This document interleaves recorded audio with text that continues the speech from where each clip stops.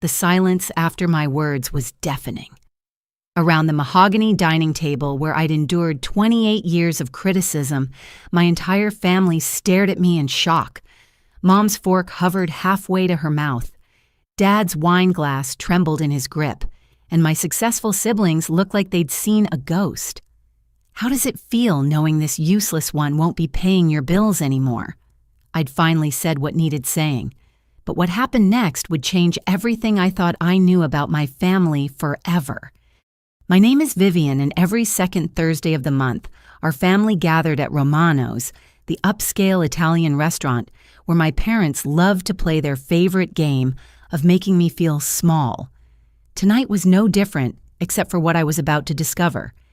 The mahogany table gleamed under the warm lighting as my father, Harold, adjusted his vintage cufflinks, a remnant from better days, when his antique store actually turned a profit. My mother, Patricia, smoothed her designer blouse, the one she'd owned for 5 years but treated like a new purchase every time we went out. They maintained their facade of success with the dedication of seasoned actors. "Vivian, dear, you simply must do something about your appearance." Patricia began, her voice dripping with practiced disappointment. "That thrift store cardigan makes you look like you've given up on life entirely." My brother Marcus nodded sagely from across the table, his law degree giving him an air of authority he wielded like a weapon. Mother's right. Image matters in the professional world. Maybe if you dress like you had a real job, people would take your little art projects more seriously. Jennifer, my younger sister, giggled into her wine glass. Her marketing position at a local firm barely covered her expenses, but she carried herself like a Fortune 500 executive. Remember when Vivian thought she could make it as a serious designer? How quaint that seems now. I sat quietly cutting my chicken parmesan into precise squares, the same way I'd learned to compartmentalize their words over the years. What they didn't know was that my little art projects had generated more income last month than Marcus made in 3. My freelance graphic design business had been thriving for 2 years, but I'd learned early that sharing good news only invited more creative ways for them to diminish it. "The waiter mentioned you were paying tonight," Harold said, swirling his wine with the confidence of a man who'd never worried about the check. "At least your hobby provides some practical benefits." The irony burned in my chest. This wasn't the first dinner I'd paid for, not by a long shot. Over the past 3 years, I'd quietly become the family's financial backbone, though none of them would ever acknowledge it. They came to me separately, each with their urgent needs and promises to pay me back. Marcus had needed help with his bar exam fees 2 years ago. "Just $5,000 to get me started," he'd said. "I'll triple it back to you once I'm established." That $5,000 had become 15, then 25. Then a steady stream of temporary assistance for his struggling practice. Jennifer's car had been repossessed 18 months ago, and I'd co-signed for her new loan. Then came her security deposits, her credit card payments, her medical bills. Each time she swore it was the last time she'd need help. My parents' requests were more subtle but no less frequent.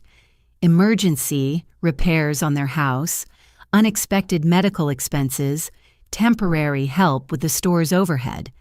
They approached these conversations like delicate negotiations, never quite admitting they needed my money, but making it clear that family loyalty demanded my assistance.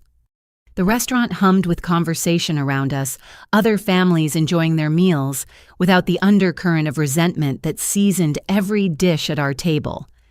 I watched a couple at the next table laugh together, their faces bright with genuine affection, and wondered what it felt like to have family dinner without keeping mental tallies of insults and financial obligations. "Your apartment situation is still temporary, I hope."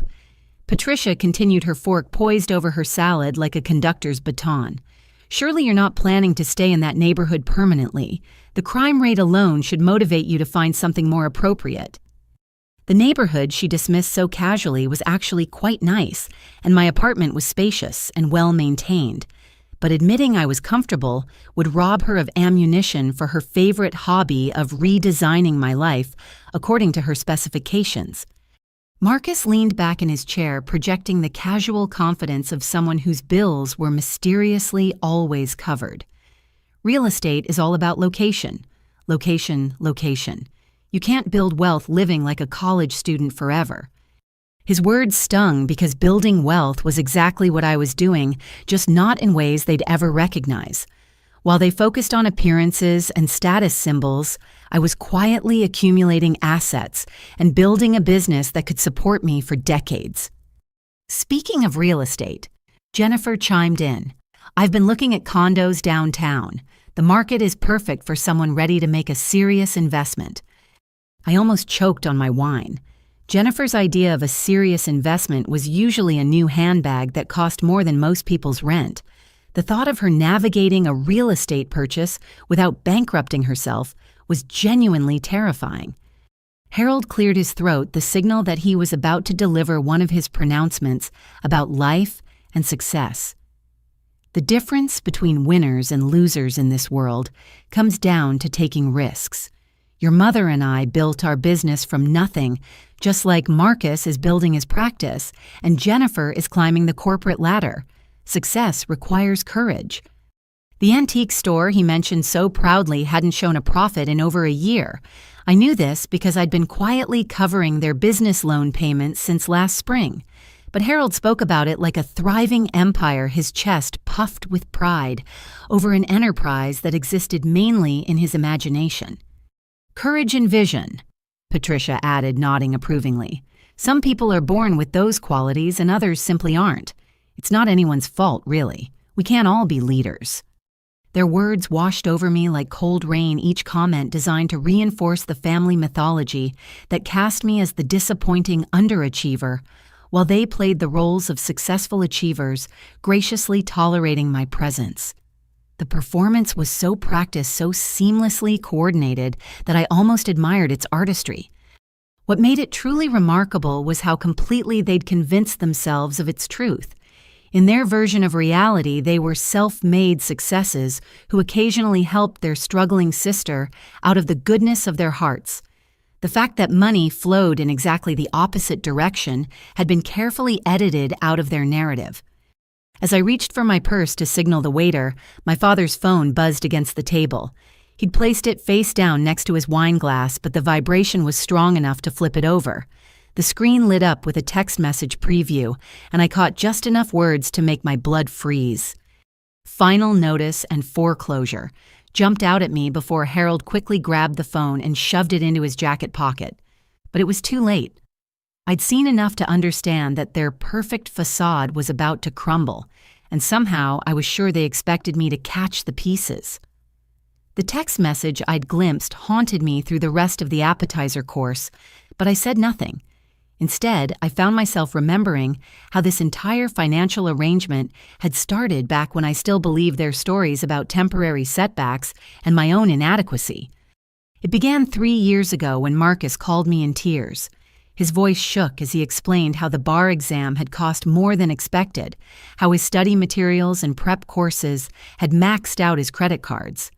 "I just need $8,000 to get through the next 2 months," he'd said. "Once I pass the bar and start practicing, I'll pay you back with interest." I'd felt so proud that my successful lawyer brother would turn to me for help. Finally, I had something valuable to offer the family.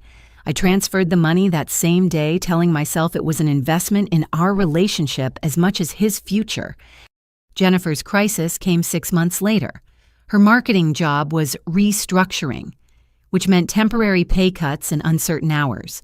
Her car payment was 3 months behind and repossession seemed inevitable. "You're the only one who really understands what it's like to struggle," she'd said, her eyes brimming with tears. "Marcus and the parents, they've always had it easier, but you know what it's like to work for every dollar." The manipulation was so skillful I didn't recognize it at the time. She'd positioned herself as my ally against the family's golden children, making me feel special and trusted. Covering her $6,000 car situation felt like cementing a bond between us. My parents' first request came disguised as a business opportunity. Harold approached me with charts and projections explaining how the antique store was on the verge of a major breakthrough. "We just need $15,000 to secure inventory for the estate sale season," he'd said. "You'd be a silent partner naturally. The returns could set you up for life." Patricia had nodded enthusiastically, her hands gesturing toward imaginary piles of wealth. "This is how real money gets made, sweetheart. Not through those little computer projects, but through substantial investments in proven businesses." I'd written the check believing I was finally earning their respect, finally proving I could think beyond my hobby and participate in serious financial decisions. The promised returns never materialized, but the requests for additional capital certainly did. What followed was a masterclass in financial manipulation. Each family member developed their own approach, their own timing, their own emotional leverage. Marcus would call late at night, his voice heavy with stress about court costs and office expenses. Jennifer would invite me to lunch, then break down crying about medical bills or apartment deposits. My parents would schedule formal meetings presenting their requests like business proposals that only a foolish person would decline. The amounts escalated gradually. A few hundred became a few thousand became monthly payments. Monthly payments became standing obligations that nobody ever explicitly acknowledged, but everyone assumed would continue. I started keeping spreadsheets telling myself it was just temporary record keeping until everyone got back on their feet. The numbers grew until they made me dizzy. 40,000, 60,000, 80,000. Each entry represented not just money, but the faith I'd had in their promises, in their love, in their eventual gratitude. The cruelest part was how they managed to make me feel guilty about my success while simultaneously depending on it. When my design business landed a major contract, Marcus would make jokes about computer people making easy money. When I bought new equipment for my home office, Jennifer would sigh about how some people fell into good fortune while others had to work for everything. They needed my money, but resented my ability to earn it. They depended on my generosity while treating me like their charity case. The cognitive dissonance was so severe that I began to doubt my own perceptions, wondering if maybe they were right about my accomplishments being somehow less real or meaningful than theirs. Tonight's dinner conversation was following the usual script. Patricia was detailing the improvements she planned for the house improvements that I now realized would be funded entirely by my contributions. "The kitchen really needs updating," she mused, as if the renovation budget was simply going to appear through wishful thinking. "Granite countertops would increase the property value substantially." Harold nodded sagely. Investment in real estate is always wise. Unlike some ventures that depend on technology trends and consumer whims, the dig at my business was subtle but unmistakable. In their minds, my work existed in some ethereal realm where money materialized without real effort, unlike their solid, tangible pursuits that somehow never generated actual profits. Marcus was describing his plans to expand his law practice, his voice full of confidence about markets and opportunities that would surely pan out this time. "I've been researching commercial real estate. The right office space could triple my client base within 6 months." Jennifer listened raptly as if his track record suggested any reason for optimism. "Location is everything in professional services," she agreed. "Image drives results." I found myself calculating how much their dreams would cost me. The kitchen renovation, $20,000. Marcus's new office, $30,000 minimum. Jennifer's inevitable requests for help with her condo fantasy. Who knew the mental arithmetic made me feel sick? But the text message about foreclosure suggested their financial situation was far worse than I'd imagined. If they were losing the house, it meant months of missed mortgage payments, maybe years of mounting debt. It meant the money I'd been sending hadn't been covering emergencies or investments, but basic survival expenses they were too proud to acknowledge. As our entrees arrived, the waiter paused beside Harold's chair. "I'm sorry, sir, but your card was declined. Do you have another form of payment?" The color drained from my father's face. Patricia's fork clattered onto her plate. Marcus and Jennifer looked confused, as if they'd never considered the possibility that their parents might not be able to afford dinner at the restaurant they'd chosen. Harold fumbled through his wallet, his hands shaking slightly as he produced another credit card. "Try this one." Sometimes the magnetic strips get damaged.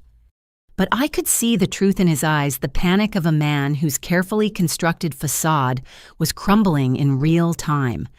This wasn't about damaged magnetic strips. This was about maxed-out credit lines and bank accounts that had been empty for longer than any of us realized. The waiter returned 2 minutes later with the same apologetic expression. "I'm sorry, sir. This one was also declined." The silence that followed felt like standing at the edge of a cliff, knowing that one more step would send everyone tumbling into an abyss of truth they'd spent years avoiding. My family's faces reflected various stages of shock and embarrassment, but underneath it all, I could see the expectation forming in their eyes. They were looking at me. Without a word, I reached into my purse and handed the waiter my credit card. The relief that flooded my parents' faces was almost grotesque in its intensity, as if my intervention was not just expected, but somehow their rightful due. "Thank you, sweetheart," Patricia murmured, though her voice carried more annoyance than gratitude. "These credit card companies are so unreliable these days. All those security measures cause more problems than they solve." Harold nodded vigorously, already rebuilding his narrative. "Exactly right. Probably some computer glitch in their system. These technology issues happen to everyone." But their explanations couldn't disguise what had just occurred. My father, the successful antique dealer who lectured me about business acumen and financial courage, couldn't afford to pay for the dinner he'd invited me to attend. The man who spoke so confidently about investments and market opportunities had just been publicly humiliated by his own poverty. I should have felt sympathetic. I should have graciously changed the subject and allowed them to preserve their dignity. Instead, I felt something darker, stirring in my chest, a mixture of anger and clarity that I'd been suppressing for years. "So," I said, my voice carefully casual, "how exactly are things going with the antique business these days?" Harold's jaw tightened almost imperceptibly. "Quite well, actually. The market for quality pieces has never been stronger."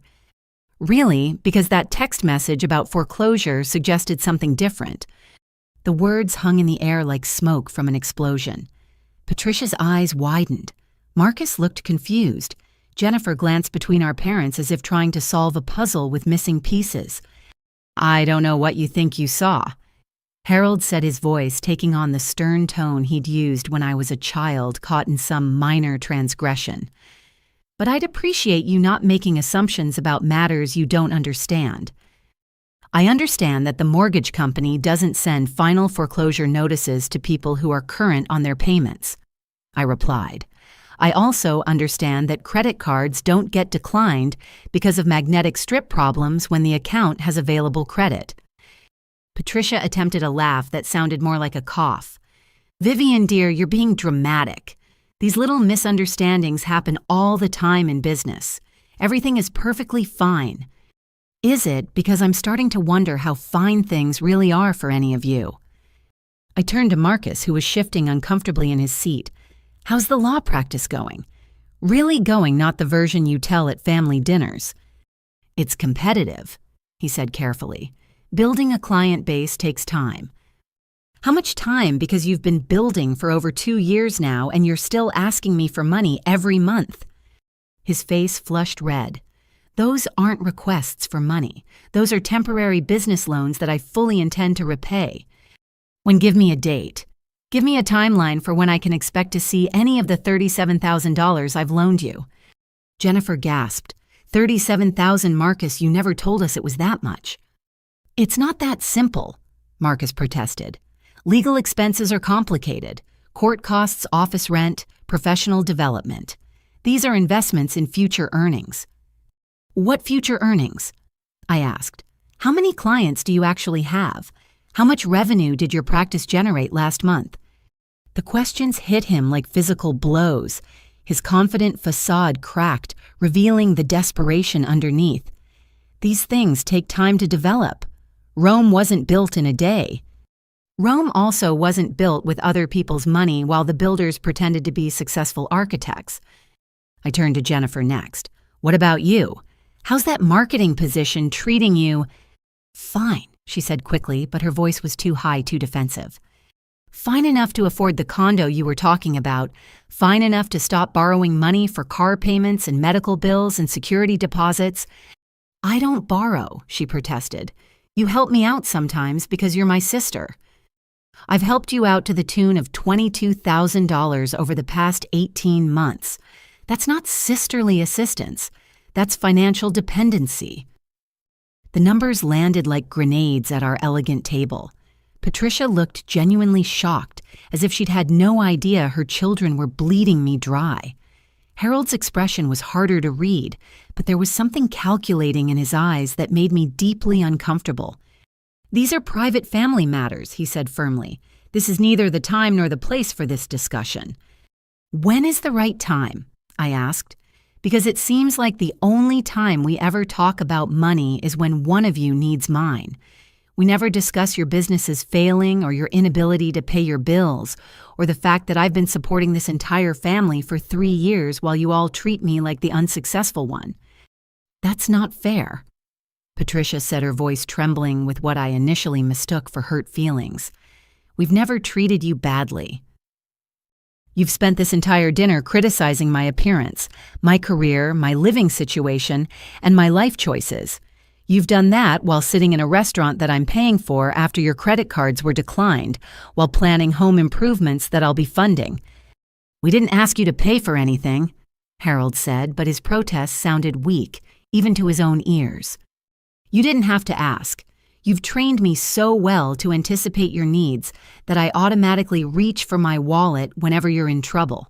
And then you have the audacity to criticize the career that makes it possible for me to bail you out every single month. The conversation was spiraling beyond anything I'd intended when I handed over my credit card, but I couldn't seem to stop. Years of suppressed resentment were pouring out, and the relief was as intoxicating as it was terrifying. Marcus made one last attempt to regain control of the narrative. Look, we're all family here. Sometimes family members help each other out. That's what family means. Help each other out, I repeated. When was the last time any of you helped me with anything? When was the last time you asked how I was doing? Really doing, not just setting up your next request for money. The silence that greeted my question was answer enough. They couldn't remember because it had never happened. Our relationships had become so transactional that they'd forgotten how to interact with me without an agenda. Furthermore, I continued, my voice gaining strength. When was the last time any of you acknowledged my success instead of dismissing it? When was the last time you showed interest in my work or pride in my accomplishments? Your accomplishments? Patricia's mask finally slipped completely. Sweetheart, you make little pictures on a computer. That's not exactly changing the world. The dismissive tone in her voice, the casual cruelty of reducing my life's work to little pictures, finally broke something inside me that had been bending for years. In that moment, I realized that no amount of money I could give them would ever earn their respect, because respecting me would require them to acknowledge their own failures. My phone buzzed with a notification, and I glanced at the screen automatically. The message was from TechCorp Industries, the startup I'd been courting for months. My heart stopped as I read the first line. Congratulations. We're pleased to offer you the $60,000 contract for our complete branding package. $60,000 in one contract. More money than Marcus claimed his law practice would make in its first year of operation. More than Jennifer's annual salary. More than my parents' antique store had grossed in the past 2 years combined. As my family sat across from me, faces flushed with embarrassment and anger at having their financial failures exposed, my phone was delivering news that would triple my income for the year. The irony was so perfect, it felt like the universe was playing an elaborate joke. You know what? I said, standing up from the table. I just realized something important. They looked up at me expectantly, probably hoping I was about to apologize for my outburst and restore the comfortable dynamic where I funded their delusions while accepting their condescension. Instead, I picked up my purse and looked each of them in the eye. How does it feel knowing this useless one won't be paying your bills anymore? The words came out clearly, each syllable deliberate and final. The effect was immediate and devastating. Harold's wine glass actually trembled in his grip. Patricia's mouth fell open in a perfect circle of shock. Marcus looked like he'd been slapped, and Jennifer's face went completely white. Furthermore, I continued, my voice growing stronger with each word, let me tell you exactly what your useless daughter has been financing while you've been treating her like a charity case. I opened my phone and pulled up my banking app, the one that tracked every transfer I'd made to my family members over the past 3 years. The numbers were devastating in their precision. Marcus, your struggling law practice has cost me $37,215. Not loans, gifts. Because you've never paid back a single penny, and we both know you never will. Marcus tried to interrupt, but I held up my hand. Jennifer, your temporary financial difficulties have cost me $22,863. Car payments, medical bills, rent deposits, credit card payments, and God knows what else. All while you've been planning to buy a condo and criticizing my lifestyle choices. Jennifer's eyes filled with tears, but I was beyond caring about her emotional manipulation. Mom and Dad, your thriving antique business and all those wise investments you keep lecturing me about, I've contributed $41,412 to keep your doors open and your mortgage current. Obviously, that wasn't enough since you're apparently facing foreclosure anyway. The total hung in the air between us like a physical presence. $101,490, more than most people's annual salaries, more than many people's houses were worth, gone with nothing to show for it except the privilege of being criticized by the people who'd spent it. That's over $100,000 in 3 years, I said. Money I earned with my little computer pictures while building a business that just landed a $60,000 contract this evening. I held up my phone, showing them the email notification. That's right. While you were calling me useless, I was closing a deal that will pay me more in 6 months than any of you have made in the past year. Patricia found her voice first. Vivian, you're being cruel. We're family. Family helps each other. Help goes both ways, Mother. When was the last time any of you helped me with anything? When was the last time you offered to contribute to my life instead of just taking from it? Harold stood up, his face red with indignation. How dare you speak to your mother that way? We raised you, we supported you, we gave you everything. You gave me criticism and condescension while I gave you my bank account. That's not family, that's exploitation.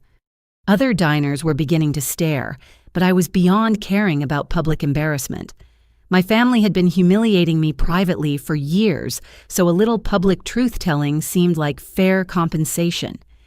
The bank is foreclosing on your house, I continued. Your credit cards are maxed out. Your businesses are failing. Your financial lives are complete disasters.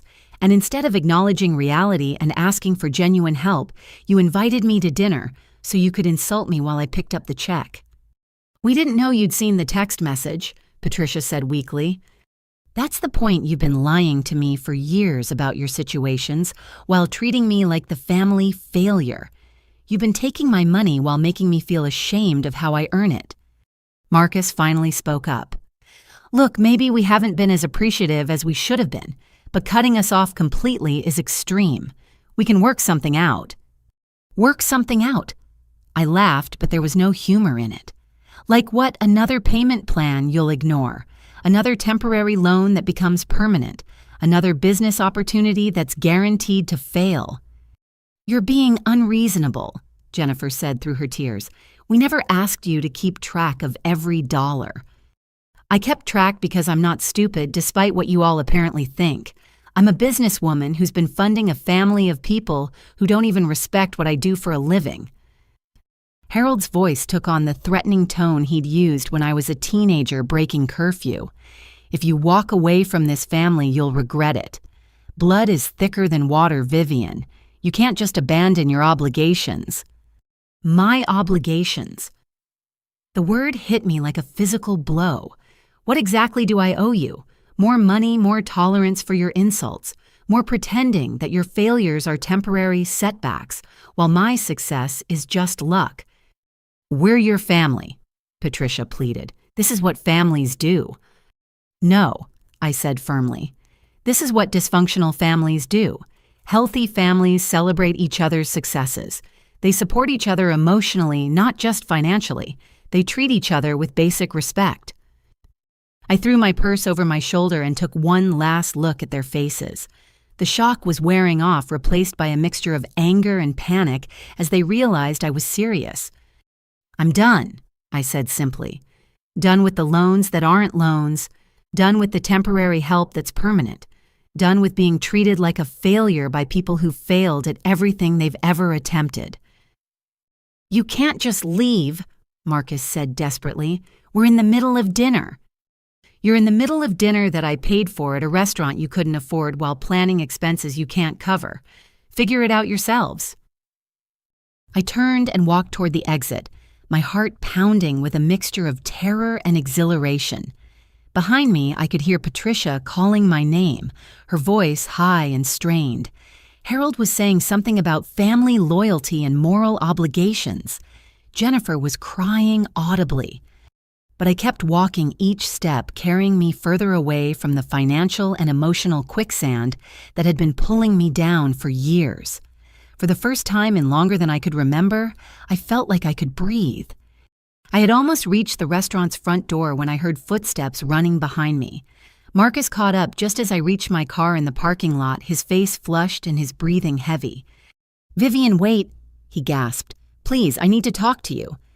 "We just talked," I said, fumbling with my keys. I thought I was pretty clear.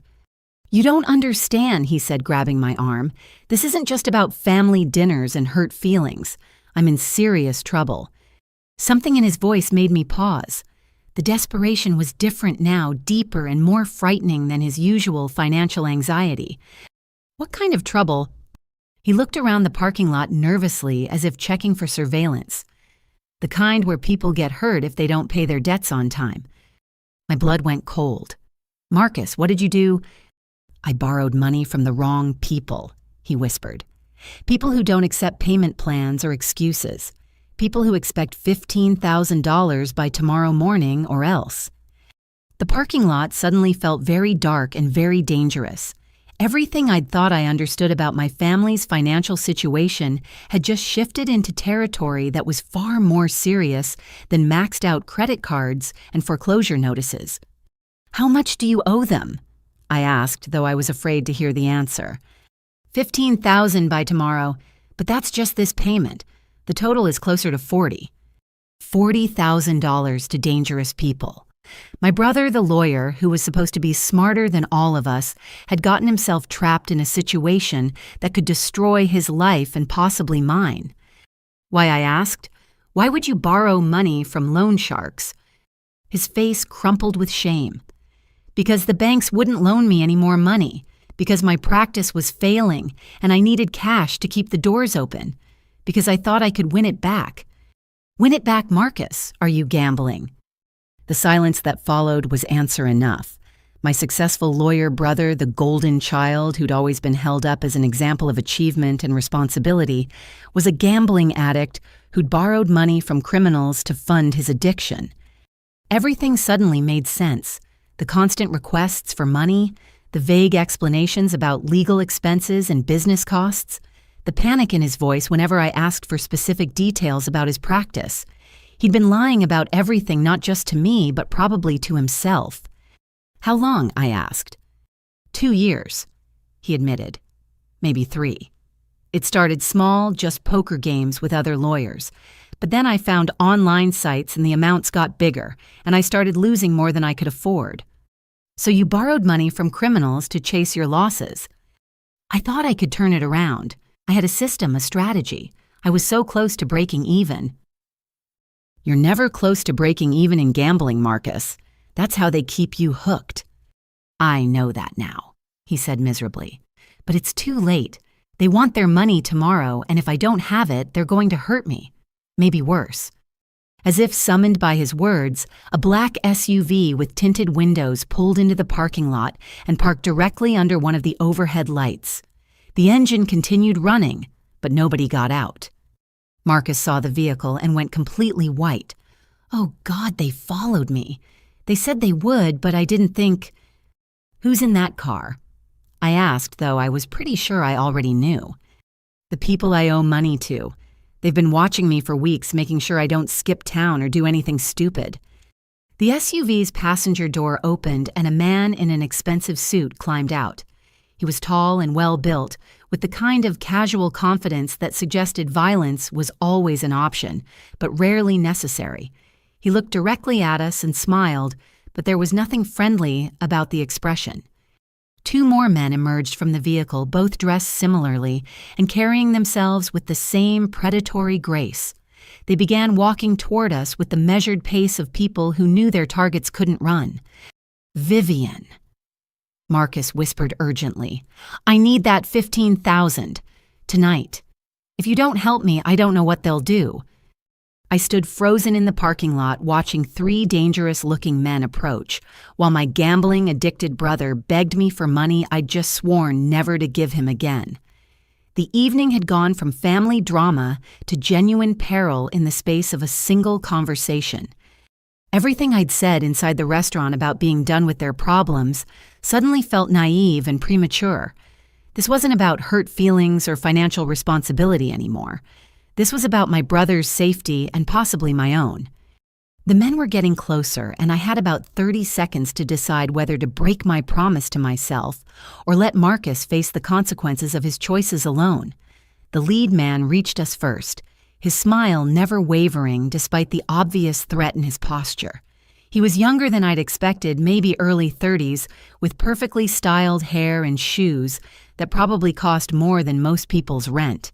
His companions flanked him on either side, creating a semicircle that blocked our path to my car. "Marcus," the man said, his voice surprisingly warm and friendly. "Right on time. I was beginning to think you might try to avoid our little appointment." "Tommy, I told you I'd have the money tomorrow," Marcus said, his voice shaking. "I just need a few more hours." "Tomorrow was yesterday's promise," Tommy replied, still smiling. "Today's promise was tonight. We're very punctual people, Marcus. We appreciate punctuality in others." I found myself studying Tommy's face, looking for signs of the violence Marcus had implied. Instead, I saw a businessman conducting a routine transaction, which somehow made him even more frightening than if he'd been obviously threatening. "This is my sister," Marcus said quickly. "Vivian, this is Tommy. He's been helping me with some temporary cash flow issues." Tommy's attention shifted to me, and I felt like a specimen being examined under a microscope. "Ah, the famous sister. Marcus has told us so much about you. Successful business owner, very generous with family members. It's nice to finally meet you in person." The fact that they'd been discussing me made my skin crawl. How long had Marcus been using my name and reputation to secure his gambling loans? How much did these people know about my finances and business? "I'm not involved in Marcus's business arrangements," I said carefully, trying to keep my voice steady. "Of course not," Tommy agreed. "But family is family, isn't it? When someone's in trouble, relatives naturally want to help out." One of his companions, a stockier man with a scar running along his jaw, leaned closer to Marcus. "Your credit's been extended as far as it's going to go," he said quietly. "Time to settle accounts." Marcus looked like he was going to be sick. "I understand the situation. I just need until tomorrow to liquidate some assets." "What assets?" the scarred man asked. "Your law office with the overdue rent, your car that's about to be repossessed, your parents' house that's in foreclosure." The casual mention of my family's financial details was chilling. These people had done their homework, probably better homework than I'd done myself. They knew exactly how desperate and vulnerable my entire family had become. Tommy pulled out his phone and checked the time. "It's currently 8:47. You have until midnight to produce $15,000. That gives you a little over 3 hours to be creative." "And if he can't?" I asked, immediately regretting the question. Tommy's smile widened, showing perfect teeth. "Marcus understands the terms of our agreement. Failure to meet obligations results in additional fees and accelerated payment schedules, plus interest, of course." The euphemisms were almost worse than direct threats. These men had turned violence into a business model complete with professional terminology and customer service smiles. "How much additional interest?" Marcus asked weakly. "Double the principal payable within 24 hours, so $30,000 instead of 15 due by tomorrow night." "That's impossible," Marcus protested. "I don't have access to that kind of money." "Then you should probably focus on tonight's payment," Tommy suggested reasonably. "Solve today's problem before worrying about tomorrow's complications." He gestured toward me with the casual confidence of someone accustomed to getting what he wanted. "Perhaps your sister would like to contribute to keeping you healthy and productive. Family investments often have the best returns." The implication was clear. Pay now or pay much more later, assuming Marcus survived to make future payments. The business model was brutally efficient in its simplicity. "I need to think about this," I said. "Naturally," Tommy replied, "but don't think too long. Time is money and money is time. When you run out of one, you tend to run out of the other." He handed me a business card that looked like it belonged to a legitimate financial services company. "My direct number is on the back. Marcus has it memorized, but redundancy is always wise in important communications." The scarred man moved closer to Marcus, his voice dropping to a whisper that I could barely hear. "We know where your office is. We know where your parents live. We know where your sister works and where she lives. Running isn't really an option anymore." The casual mention of my address sent ice through my veins. I'd been pulled into this situation without my consent, and now I was apparently part of their insurance policy against Marcus defaulting on his debts. "This is a family matter," I said, trying to project more confidence than I felt. "It doesn't need to involve threats against innocent people."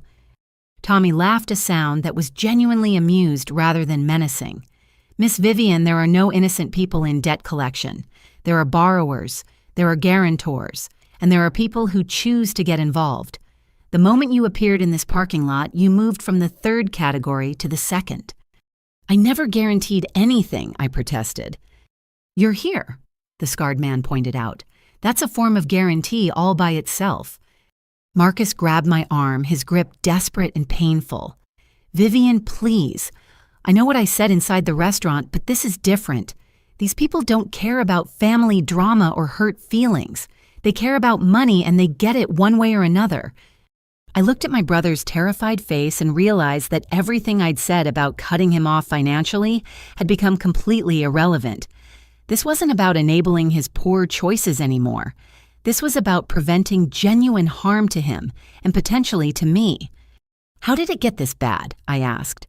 "How do you go from poker games with lawyers to owing money to people like this?" "It happens gradually," Tommy said helpfully, as if we were discussing a medical condition. "Small bets become large bets. Legal gambling becomes less legal alternatives. Personal loans become business arrangements. It's a very natural progression for people with addictive personalities." The clinical way he described my brother's destruction was almost worse than overt cruelty. He talked about ruining lives like he was explaining quarterly earnings to shareholders. Marcus's phone buzzed and he checked the message with shaking hands. His face went even whiter as he read. "They know about Jennifer," he whispered. "What about Jennifer?" I asked. Tommy checked his own phone and nodded approvingly. "Efficient staff work. Your sister Jennifer left the restaurant about 10 minutes ago. She's currently at her apartment, probably wondering why her brother is taking so long to come home from dinner."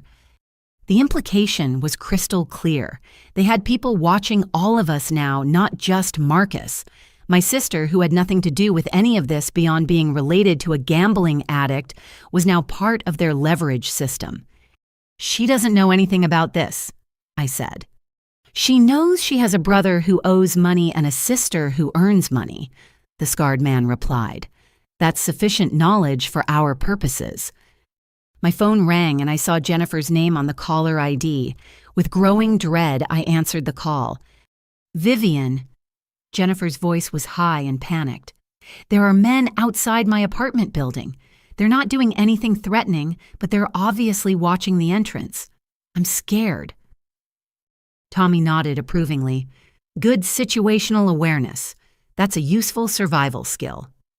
Tell her you're handling the situation, the scarred man suggested. Tell her to stay inside and wait for your call. I wanted to hang up and call the police, but the rational part of my brain understood that involving law enforcement would probably make things worse for everyone. These people had turned intimidation into an art form, staying just on the right side of actionable threats while making their intentions perfectly clear. Jennifer, I need you to stay inside for a while, I said. Marcus got himself into some trouble, and I'm working on fixing it. What kind of trouble should I call the police? Tommy shook his head firmly, his smile never wavering. No police, I said. Just stay put. I'll call you back in a few hours. I hung up feeling like I'd just signed both our death warrants. Excellent decision-making, Tommy said approvingly. Police involvement tends to complicate these situations unnecessarily. We prefer to handle things privately between friends. We're not friends, I said. Not yet, he agreed, but money has a way of building relationships. Pay tonight's obligation, and we can start building trust for future interactions. The casual assumption that there would be future interactions made me realize that paying Marcus's debt tonight wouldn't end this nightmare. It would just buy us time to dig the hole deeper. If I pay the $15,000, what guarantee do I have that this ends here? I asked. Tommy looked genuinely puzzled by the question. Why would it end? Marcus still has outstanding obligations. Tonight's payment is just bringing his account current. How much does he owe in total? Currently about $43,000, including tonight's payment and accumulated interest. But that number changes daily depending on his gambling activity. Marcus looked like he wanted to disappear into the asphalt. I've been trying to win it back, he said miserably. I thought if I could hit one big score, I could pay everyone off and start fresh. Addicts always think that, the scarred man observed. It's part of the psychology. The addiction convinces them that the solution to gambling losses is more gambling. They understood Marcus's psychology better than he understood it himself, which explained how they'd managed to trap him so completely. They were predators who specialized in people exactly like my brother. My phone buzzed with a text message and I glanced at the screen. It was from my bank confirming that my credit line had been increased to accommodate the new TechCorp contract. The irony was crushing. I just landed the biggest deal of my career, and I was about to spend the money on criminals who'd targeted my family. Time check, Tommy announced. 9:15. You have 2 hours and 45 minutes to make tonight's payment. He gestured toward the restaurant where I could see my parents still sitting at our table, probably wondering what had happened to their children and their ride home. Of course, if you need to liquidate family assets quickly, your parents might have valuable items in their antique store. Sometimes desperate situations call for creative solutions. The suggestion that my parents' business might be robbed to pay Marcus's gambling debts was the final straw. These people weren't just threatening my brother anymore. They were threatening my entire family, including 2 people in their 60s who had no idea their son had put them all in danger. I'll pay the $15,000, I said quietly, but I want guarantees about my family's safety. Payment first, Tommy said pleasantly. Negotiations second, that's standard business protocol. I looked at Marcus, who was staring at the ground like a man attending his own funeral. Everything I'd said about cutting him off, everything I'd planned about establishing boundaries and protecting my own financial future, had just become meaningless. But as I started to reach for my phone to initiate the bank transfer, a new sound cut through the night air. Sirens growing closer, accompanied by the distinctive rumble of multiple police vehicles approaching at high speed. Tommy's smile disappeared for the first time since he'd approached us. Now that, he said quietly, is an unfortunate complication. The sirens grew louder, but instead of patrol cars, 3 black sedans pulled into the parking lot with the efficient precision of a military operation. Men in suits emerged from each vehicle, but their badges and coordinated movements immediately identified them as federal agents rather than local police. Tommy's casual confidence evaporated instantly. He and his companions exchanged glances that spoke volumes about their experience with law enforcement encounters. Without a word, they began backing toward their SUV. "This conversation isn't over," Tommy said to Marcus, his voice losing all pretense of friendliness. "Payment schedules don't change just because the FBI decides to crash your family reunion." The federal agents were approaching from multiple directions, clearly executing a planned operation rather than responding to a random call. Tommy and his men reached their vehicle and drove away without any attempt to confront the agents, suggesting they knew exactly why law enforcement had arrived. A woman in her early 40s approached us, her badge clearly visible against her dark jacket. She had the calm authority of someone accustomed to dealing with dangerous situations and frightened civilians. "Agent Sarah Rodriguez, FBI Financial Crimes Division," she said, showing her credentials. "Are you Vivian Chen?" The use of my full name sent a chill through me. "Yes, but I think there's been some mistake. I'm not involved in any financial crimes."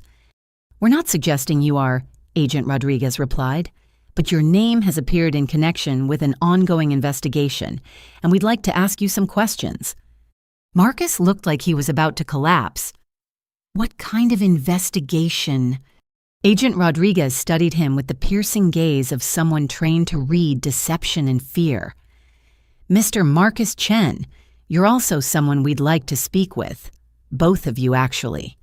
She gestured toward the restaurant where my parents were probably still wondering why their children had disappeared. "Are there other family members we should include in this conversation?"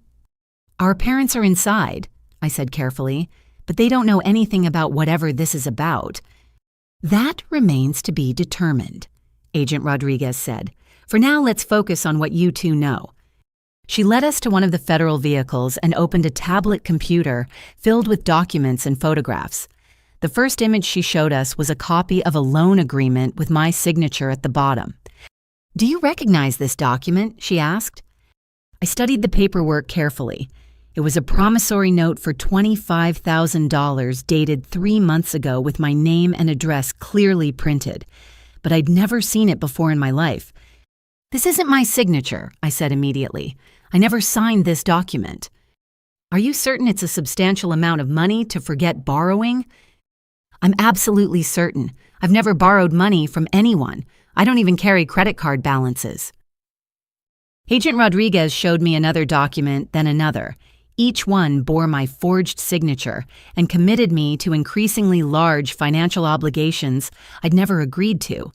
The amounts were staggering, totaling well over $100,000. "Someone has been using your identity to secure loans from various sources," she explained. "In some cases, legitimate financial institutions. In others, less legitimate operations." I looked at Marcus, whose face had gone from white to green. "You didn't just gamble away your own money. You stole my identity to get more." "I was desperate," he whispered. "I thought I could pay it all back before anyone noticed." "You thought you could forge federal loan documents and nobody would notice?" Agent Rodriguez asked incredulously. "They weren't federal loans at first," Marcus protested. "They were private lenders who didn't check documentation very carefully. But then I needed larger amounts, and the private people started requiring more paperwork."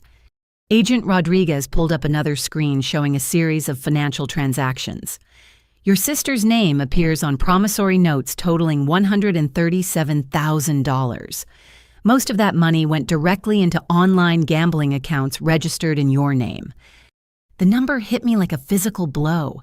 $137,000 borrowed against my identity, my credit, my business reputation. Marcus hadn't just been gambling away the money I'd freely given him. He'd been stealing my entire financial future to fund his addiction. "How is this possible?" I asked. "Don't these lenders verify identities?" "They're supposed to," Agent Rodriguez said, "but your brother had access to your personal information, your social security number, copies of your identification documents. Identity theft between family members is surprisingly common because relatives typically have access to the necessary paperwork."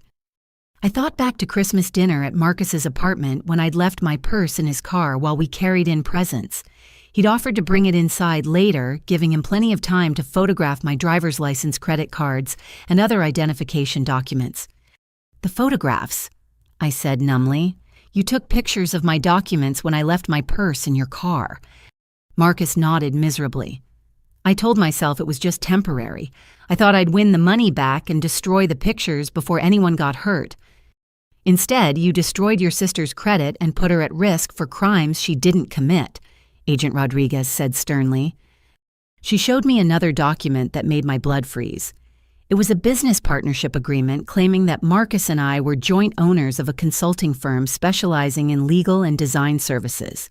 According to the paperwork, I was an equal partner in his failing law practice and therefore equally responsible for its debts and obligations.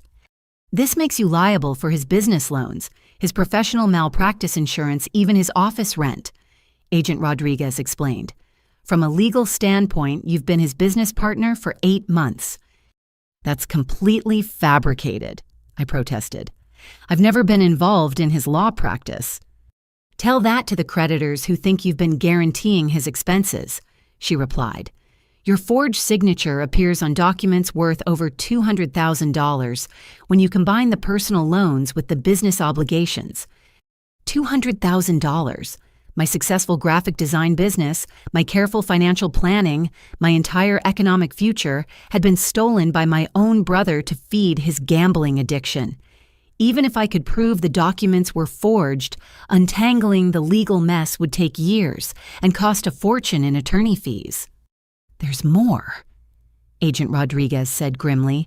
She pulled up a series of email exchanges between Marcus and various lenders. "Your brother has been representing you as a silent partner in his gambling activities. Some of these communications suggest you've been providing strategy and capital for his online betting." "That's completely false," I said. "I hate gambling. I've never placed a bet in my life." Unfortunately, the lenders believe otherwise. In fact, some of them think you're the primary decision maker, and your brother is just the front man. The scope of Marcus's betrayal kept expanding beyond anything I could have imagined. Not only had he stolen my identity and forged my signature, but he'd been actively portraying me as his criminal accomplice to justify larger and larger loans. My phone buzzed with a notification and I glanced at the screen automatically. It was my banking app alerting me to suspicious activity on my accounts. With growing horror, I opened the application and saw a series of charges I'd never authorized. "Agent Rodriguez," I said, my voice shaking, "someone is actively using my credit cards right now." She leaned over to look at my phone screen. The charges were substantial and recent, including cash advances, wire transfers, and online payments to gambling websites. "When did this activity start?" she asked. I scrolled through the transaction history, feeling sicker with each entry. 3 hours ago, right around the time we sat down for dinner." Agent Rodriguez and I looked at Marcus simultaneously. His face told us everything we needed to know. "You're still using her identity," Agent Rodriguez said, her voice flat with disgust. "Even after everything you've told us about being desperate and wanting to make things right, you're continuing to steal from your sister." "I had to," Marcus said desperately. "Tommy expects payment tonight. If I don't have the money, he'll hurt all of us." "So you decided to steal more money from the person who's been supporting you for years." "I was going to tell her," he protested weakly. "I was going to explain everything and ask for help." "By showing her a bunch of forged documents that make her criminally liable for your debts?" I asked incredulously. Agent Rodriguez closed her tablet and fixed Marcus with a stare that could have melted steel. "Mr. Chen, you're under arrest for identity theft, wire fraud, and conspiracy to commit financial crimes. You have the right to remain silent." As she read him his Miranda rights, I found myself staring at my phone screen, watching my bank balance decrease in real time as charges continued to appear. Even now, even while being arrested, the gambling websites continued processing transactions using my stolen financial information. "Can you stop the charges?" I asked Agent Rodriguez. "We'll contact your bank immediately and freeze all accounts associated with the fraudulent activity," she assured me. "But recovering the money that's already been stolen will take time." I calculated quickly in my head.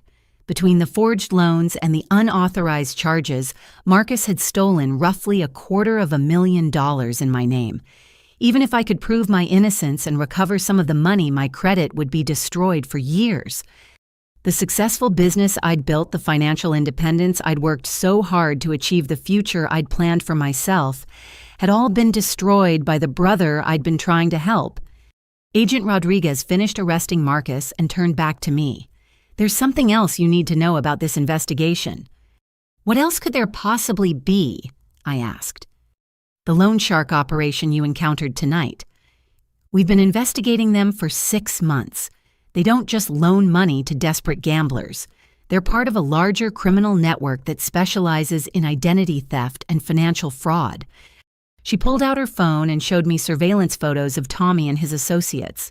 "These men work with people like your brother to identify potential victims with good credit and substantial assets. They help forge documents, launder money, and intimidate families into paying debts they never actually owed." The implication hit me like a sledgehammer. Marcus wasn't just a victim of their loan shark operation. He was helping them target other people. "That's what we're trying to determine," Agent Rodriguez said. "But based on the evidence we've collected so far, your brother may have been actively recruiting other victims for this criminal network." I looked at Marcus, who was now sitting in the back of a federal vehicle with his hands cuffed behind his back. The brother I'd been trying to save wasn't just a gambling addict who'd made poor choices. He was a criminal who'd been systematically destroying other people's lives to fund his addiction. And I was just one of his victims. Agent Rodriguez led me to a quieter section of the parking lot where we could speak privately, while her colleagues processed Marcus and secured the crime scene. The federal operation was clearly much larger than a simple identity theft case. "Before we continue," she said, "I need you to understand that you're in potential physical danger. The people who approached you tonight aren't just loan sharks. They're part of an organized criminal enterprise that doesn't distinguish between willing participants and unwilling victims." "What does that mean exactly?" I asked, though I was afraid I already knew. "It means they consider you a debtor now regardless of how the debt was created. From their perspective, money was loaned in your name, and they expect to be repaid by you or your family." She showed me surveillance photos taken from various angles around the restaurant. Tommy and his associates had been watching us for longer than I'd realized, and they weren't alone. At least 6 different vehicles had been positioned around the area, creating a surveillance net that covered all possible escape routes. This level of coordination suggests they were planning something more than just collecting tonight's payment from your brother, Agent Rodriguez explained. They were prepared for a larger operation. "What kind of operation?" "Kidnapping, most likely. If your brother couldn't pay, they were probably planning to take him and use him as leverage against your family. When you showed up and demonstrated access to substantial funds, you became a more valuable target." The casual way she discussed kidnapping made my knees weak. I thought tonight's confrontation was about money and family drama, not organized crime and personal safety. "Are they still watching us?" I asked, glancing around the parking lot nervously. "Our surveillance teams have identified at least 3 vehicles maintaining observation posts around this location. The subjects haven't left the area, which suggests they're waiting to see how this situation develops." Agent Rodriguez pulled up another screen on her tablet showing financial records I didn't recognize. "Your brother's gambling addiction made him an ideal recruitment target for this organization. They specifically look for people with access to family members who have good credit and substantial assets. So they've been planning to target my family for months. Longer than that. We have evidence suggesting they've been investigating your financial situation for over a year.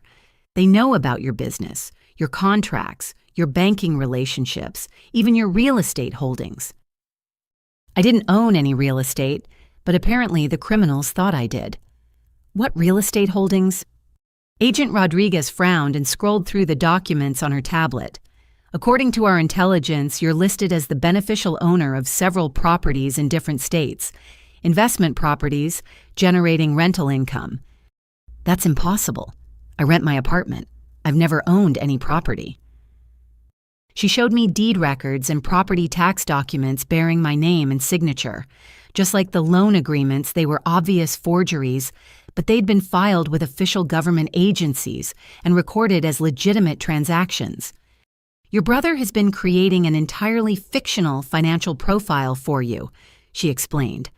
On paper, you appear to be a wealthy property investor with multiple income streams and substantial collateral for large loans. The scope of the fraud was staggering. Marcus hadn't just stolen my identity to get money for gambling.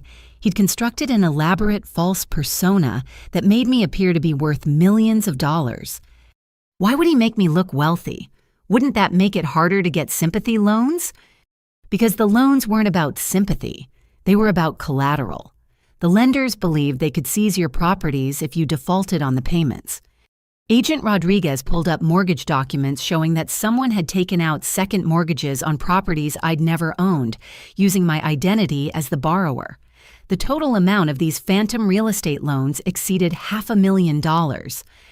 When the criminal organization realizes these properties don't exist, she continued, they're going to demand immediate payment of the full loan amounts, and they're not going to accept explanations about identity theft and forged documents. My phone rang, interrupting our conversation. The caller ID showed a number I didn't recognize, but Agent Rodriguez nodded for me to answer it. Hello, Miss Vivian. The voice was Tommy's, though he sounded different now, more businesslike and less friendly. I think we need to have another conversation. I'm talking to the FBI, I said. Whatever you want to discuss should probably go through official channels. Tommy laughed, but there was no humor in the sound. The FBI is investigating financial paperwork. I'm concerned about more immediate issues like the fact that your brother has been representing you as a business partner in some very expensive ventures. I'm not his business partner in anything. According to the documentation we have, you've been guaranteeing his gambling losses for 8 months. You've also been providing investment capital for what he called sure thing opportunities. Agent Rodriguez was listening to the conversation and making notes on her tablet. She held up a written message. Keep him talking. What kind of documentation? I asked. Signed agreements, partnership contracts, financial statements showing your net worth and available collateral. Very impressive portfolio, by the way. Your property investments have been performing quite well. Those documents are forged, I said. I don't own any properties. That's an interesting claim, Tommy replied, because we've done our own research on your holdings. Public records, tax assessments, mortgage information. Everything appears to be legitimate and properly recorded. Agent Rodriguez held up another note. They have copies of the forged documents. Even if the paperwork looks official, I said, I'm telling you those aren't my signatures and those aren't my properties. Miss Vivian, I appreciate your position, but from a business standpoint, signatures and property records are what matter. Intentions and explanations are irrelevant when money is on the table. How much money are we talking about? Currently, including your brother's gambling debts, the real estate loans, and accumulated interest, you're looking at roughly $600,000. $600,000. The number was so large it didn't seem real. I made good money as a freelance designer, but $600,000 might as well have been $6 million. There was no possible way I could pay that amount, even if I sold everything I owned and liquidated my entire business. I don't have that kind of money, I said honestly. But according to your financial statements, your property portfolio alone is worth over $1 million. Liquidating half your assets should be straightforward. Those properties don't exist. The financial statements are fake. My brother forged all those documents. Tommy was quiet for a long moment. When he spoke again, his voice had turned cold. Miss Vivian, if you're suggesting that we've been defrauded, that's a very serious accusation. Organizations like ours don't respond well to being cheated. Agent Rodriguez held up a new note. They think you and Marcus conspired to defraud them. I'm not suggesting anything, I said carefully. I'm telling you that I never signed any loan agreements. I never entered into any business partnerships, and I don't own any properties that could be used as collateral. Then you have a very serious problem. Tommy said, because someone owes us $600,000 plus interest, and we have documentation showing that person is you. The documentation is forged. Prove it. The challenge hung in the air between us. How do you prove a negative? How do you demonstrate that documents filed with government agencies and recorded in official databases are fraudulent? Even if I could eventually clear my name through legal proceedings, that process would take months or years. In the meantime, Tommy continued, we expect payments to continue on schedule. Tonight's $15,000 was just the first installment. We'll expect another payment next week and the week after that until the full amount is settled. I can't pay money I don't owe on debts I didn't create. Miss Vivian let me explain something about our business model. We don't care about the emotional or legal details of how debts are created. We care about collecting money from people who have access to money. According to our research, you have access to substantial funds through your business and your property investments. Agent Rodriguez held up another note, stall for time. What if I could prove the documents are forged? I asked. How long would that take? I don't know, weeks, maybe months. We don't operate on legal timescales, Tommy said. We operate on business timescales. Debts accrue interest daily. Collections activities continue regardless of pending paperwork. What kind of collections activities? The kind that encourage prompt payment, he replied. Your brother is currently in federal custody, which complicates direct collections from him. But he has family members with financial resources and strong motivations to keep him healthy. The threat was subtle, but unmistakable. With Marcus in jail, they were shifting their focus to collecting from me and the rest of my family. My parents don't have any money, I said. Their house is in foreclosure and their business is failing.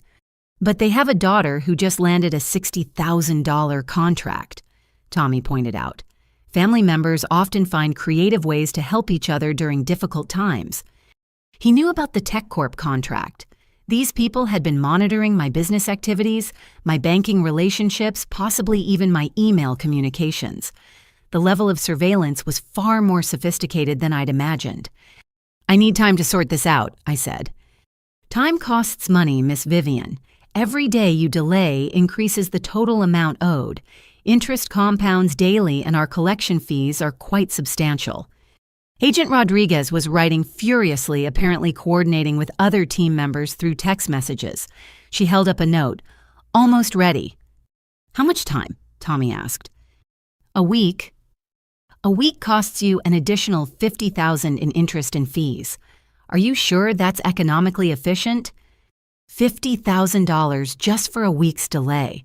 Even if I could prove my innocence, the financial penalties for defending myself would bankrupt me.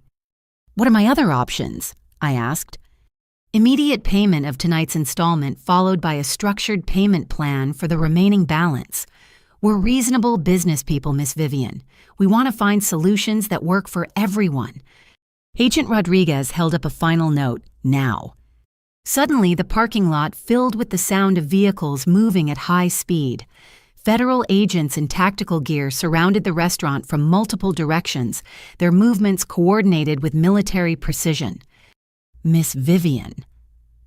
Tommy's voice had changed again, taking on an edge of concern. It sounds like your evening is about to become more complicated. The FBI is arresting my brother for identity theft, I said. This isn't about me trying to avoid paying debts. This is about criminal fraud. Criminal fraud that resulted in our organization losing substantial amounts of money, Tommy replied. From our perspective, the source of the problem is less important than the solution. The line went dead, leaving me staring at my phone while federal agents secured the area around us.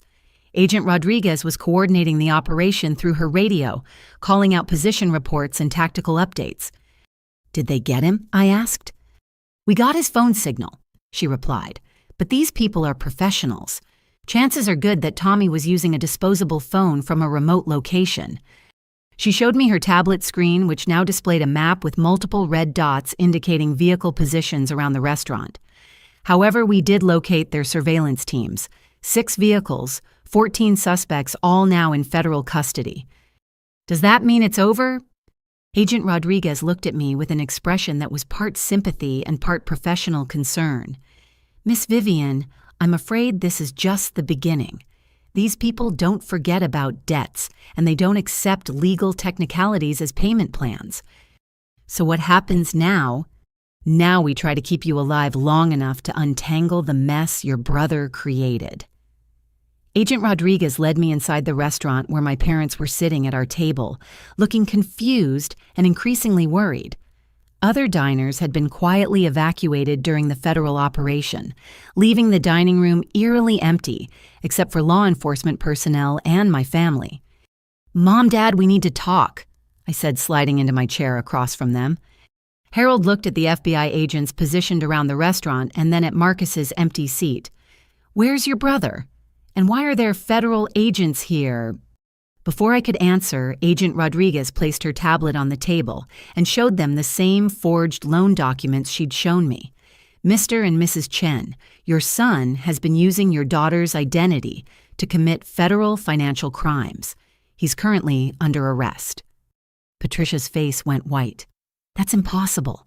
Marcus is a lawyer. He would never do anything illegal." "Unfortunately, we have substantial evidence suggesting otherwise," Agent Rodriguez replied. She scrolled through dozens of forged documents, each one bearing my signature and committing me to massive financial obligations. "These are loan agreements totaling over $600,000, all signed with your daughter's forged signature," she explained. "The money was used primarily for online gambling, though some of it went to pay legitimate business expenses for your son's law practice." Harold studied the documents with the careful attention he usually reserved for appraising antiques. "The signatures look authentic," he said slowly. "That's because your son had access to legitimate identification documents and could practice copying the signatures," Agent Rodriguez explained. "Identity theft between family members is often very sophisticated because the perpetrator has intimate knowledge of the victim's personal information." I watched my parents' faces as the magnitude of Marcus's betrayal became clear. They looked like people watching their house burn down, helpless and devastated by the scope of the disaster. "How long has this been going on?" Patricia asked. "Based on the earliest documents we've recovered, at least 18 months, Agent Rodriguez said, "possibly longer." She showed them the business partnership agreement that made me legally responsible for Marcus's law practice. "Your daughter has been listed as a business partner and financial guarantor for most of your son's professional obligations." "But Vivian doesn't know anything about legal work," Harold protested. "That's irrelevant from a legal standpoint," Agent Rodriguez replied. "Her forged signature makes her responsible for the debts regardless of her actual involvement or knowledge." Patricia turned to me with an expression of confusion and growing horror. "Does this mean you owe all this money?" "It means the people who loan the money think I owe it," I said.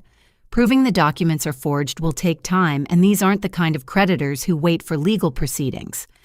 Agent Rodriguez pulled up another screen showing financial records for my parents' antique store. "There's another complication. Your son listed this business as collateral for several of the larger loans." Harold's face went from pale to green. "He used our store as collateral. How is that possible?"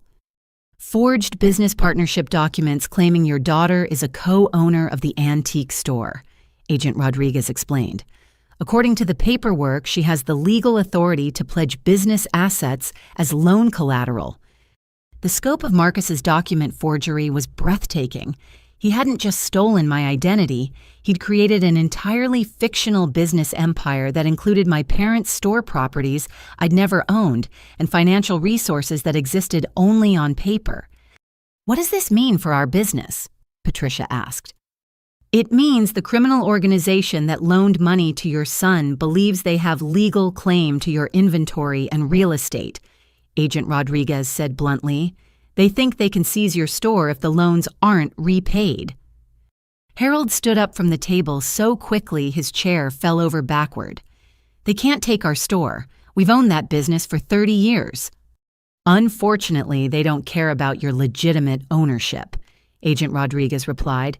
They have documents suggesting your daughter pledged it as collateral, and they're prepared to collect by any means necessary.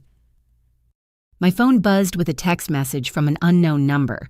I showed the screen to Agent Rodriguez, who read it and immediately called for backup. "We're outside your parents' store. Nice inventory. Would be shame if something happened to it before tomorrow's payment deadline." Agent Rodriguez was already coordinating a response through her radio.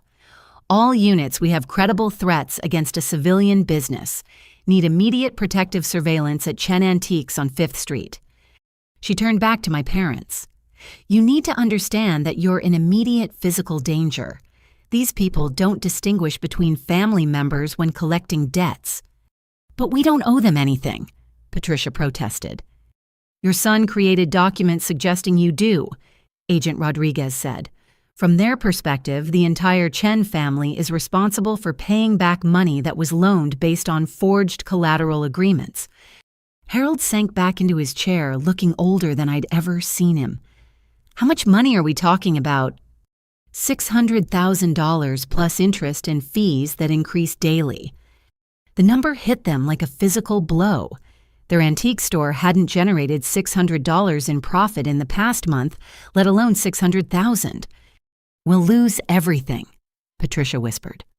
Agent Rodriguez checked her phone and frowned at whatever message she'd received. "There's been a development. Your son just confessed to additional crimes we weren't previously aware of."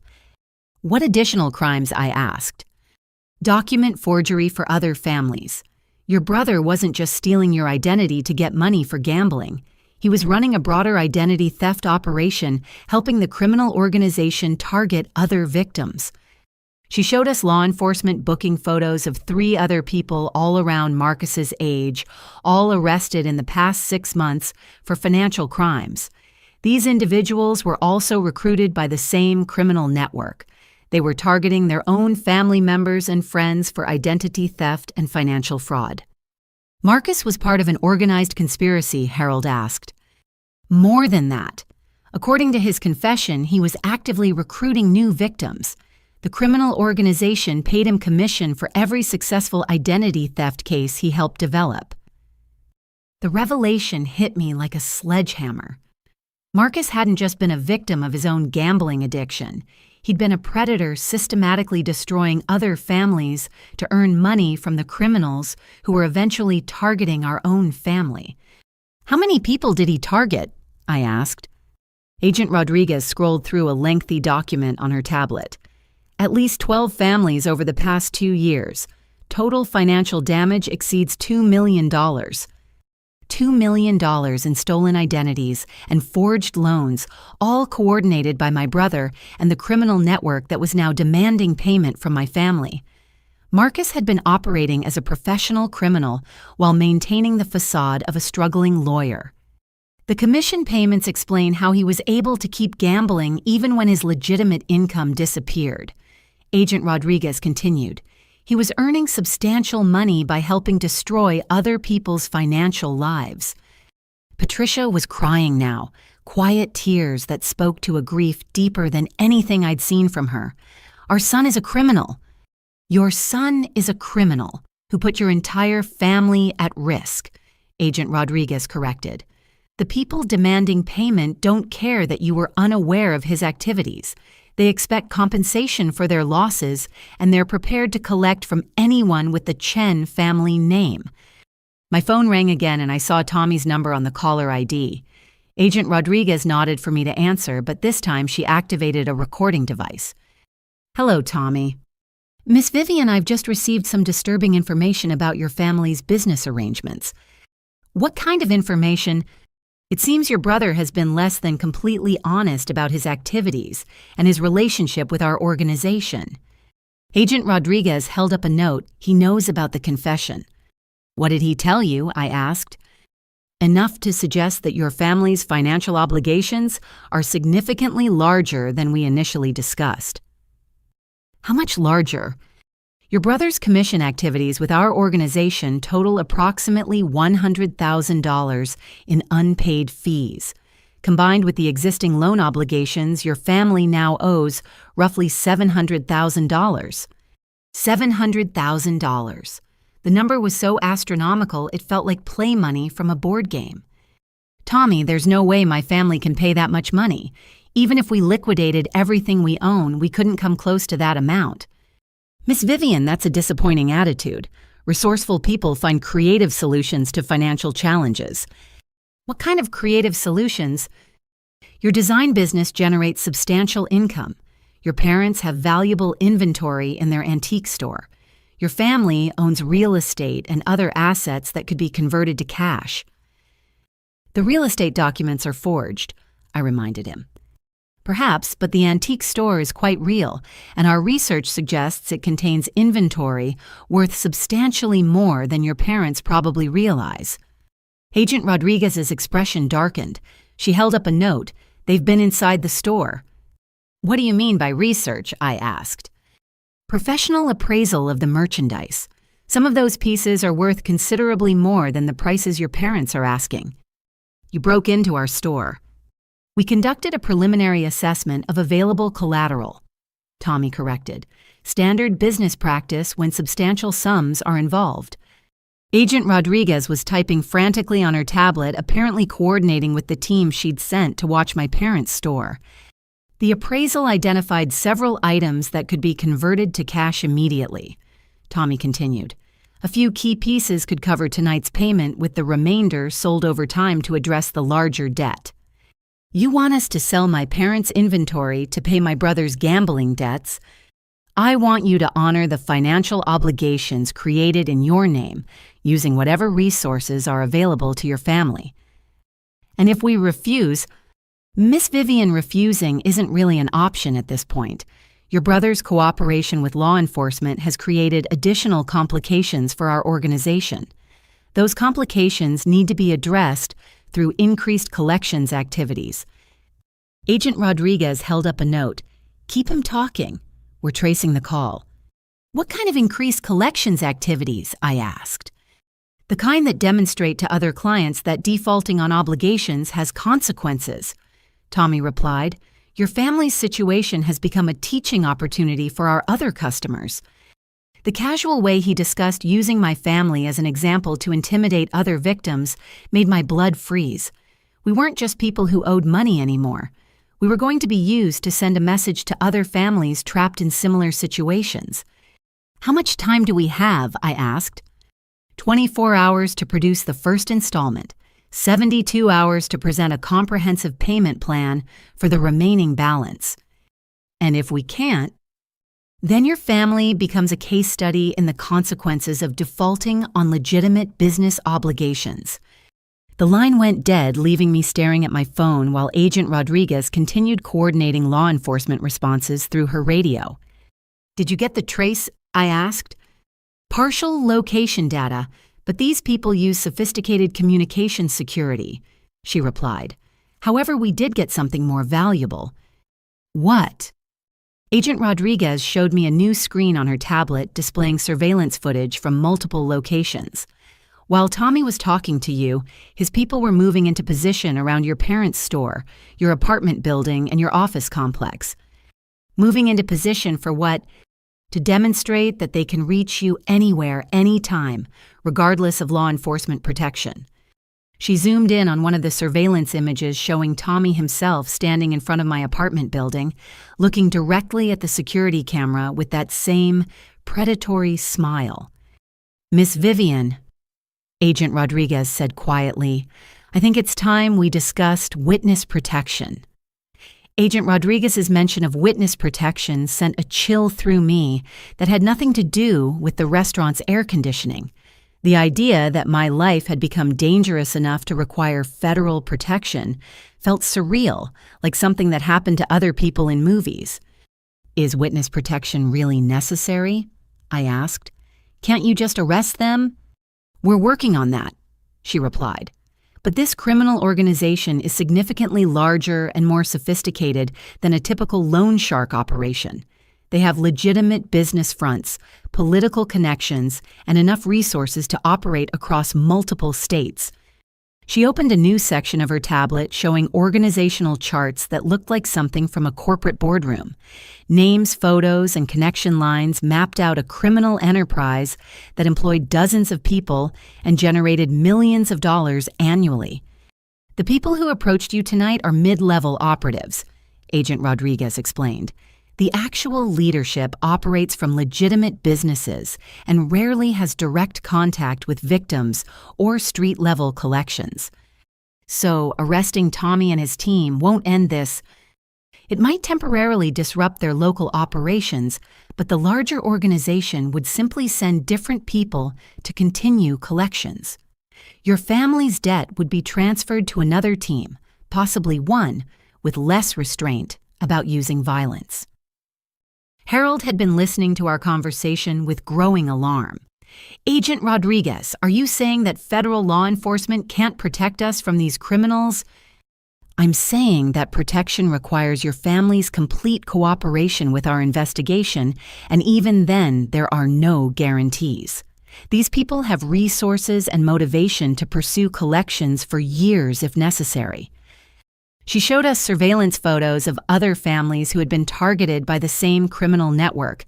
The images were disturbing, showing damaged property, intimidated victims, and in some cases, people who appeared to have been physically assaulted. "This organization doesn't forget debts, and they don't accept partial payments as final settlements," Agent Rodriguez continued. "Once you're in their system, you're expected to pay in full plus interest plus fees plus penalties for any delays or complications." Patricia was staring at the surveillance photos with obvious terror. "What happened to these other families?" "Different outcomes," Agent Rodriguez said grimly. "Some managed to pay the full amounts and were released from their obligations. Others had their homes vandalized, their businesses destroyed, their family members threatened or attacked. And the ones who cooperated with law enforcement, mixed results. A few families entered witness protection and successfully relocated to other states.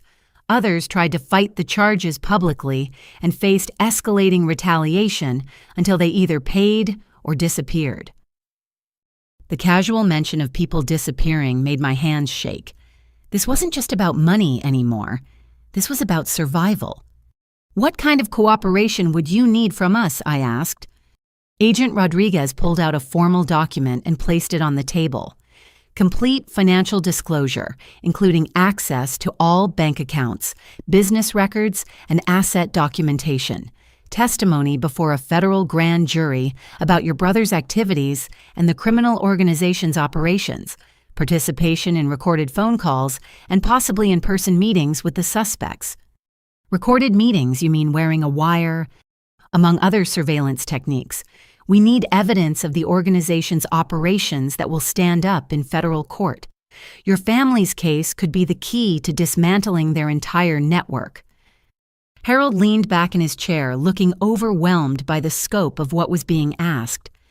"And if we refuse to cooperate, then you're on your own against people who have demonstrated they're willing to use violence to collect money," Agent Rodriguez said bluntly. "Federal law enforcement can't provide protection to people who won't help us build cases against criminals. So our choices are cooperating with the FBI or hiding from criminals for the rest of our lives. Or paying $700,000 plus interest," Agent Rodriguez added. "Though based on what we know about this organization, even full payment might not guarantee your safety." "What do you mean?" Patricia asked. Agent Rodriguez showed us another document, this one detailing the criminal organization's business model. They deliberately create situations where victims can never fully satisfy their obligations. Interest rates change fees, multiply new charges appear regularly. It's designed to keep people trapped in debt permanently. So even if we somehow raised $700,000, they'd find reasons to demand more money. Almost certainly. Your family has proven to be a reliable source of income, and your brother's cooperation with law enforcement has made you targets for retaliation. From their perspective, you represent both immediate profit and long-term example making. My phone buzzed with another text message, this one containing photos that made my stomach turn. Someone had broken into my apartment and destroyed most of my furniture. My computer equipment, the tools I used to run my design business, had been smashed beyond repair. They're moving faster than expected, Agent Rodriguez said after seeing the photos. This level of immediate retaliation suggests they're either planning to escalate quickly or they're trying to pressure you into paying before we can build a case against them. How quickly could they escalate? I asked. Based on similar cases, anywhere from hours to days. These people operate on business timelines, not legal timelines. They want results fast. Agent Rodriguez received a call on her radio and stepped away from the table to respond. When she returned, her expression was grim. "There's been another development," she said. "Your brother wants to expand his cooperation with our investigation." "What kind of expansion?" "He's offering to provide detailed information about the organization's leadership, their financial operations, and their methods for targeting new victims. In exchange, he wants consideration for reduced charges and protection for his family."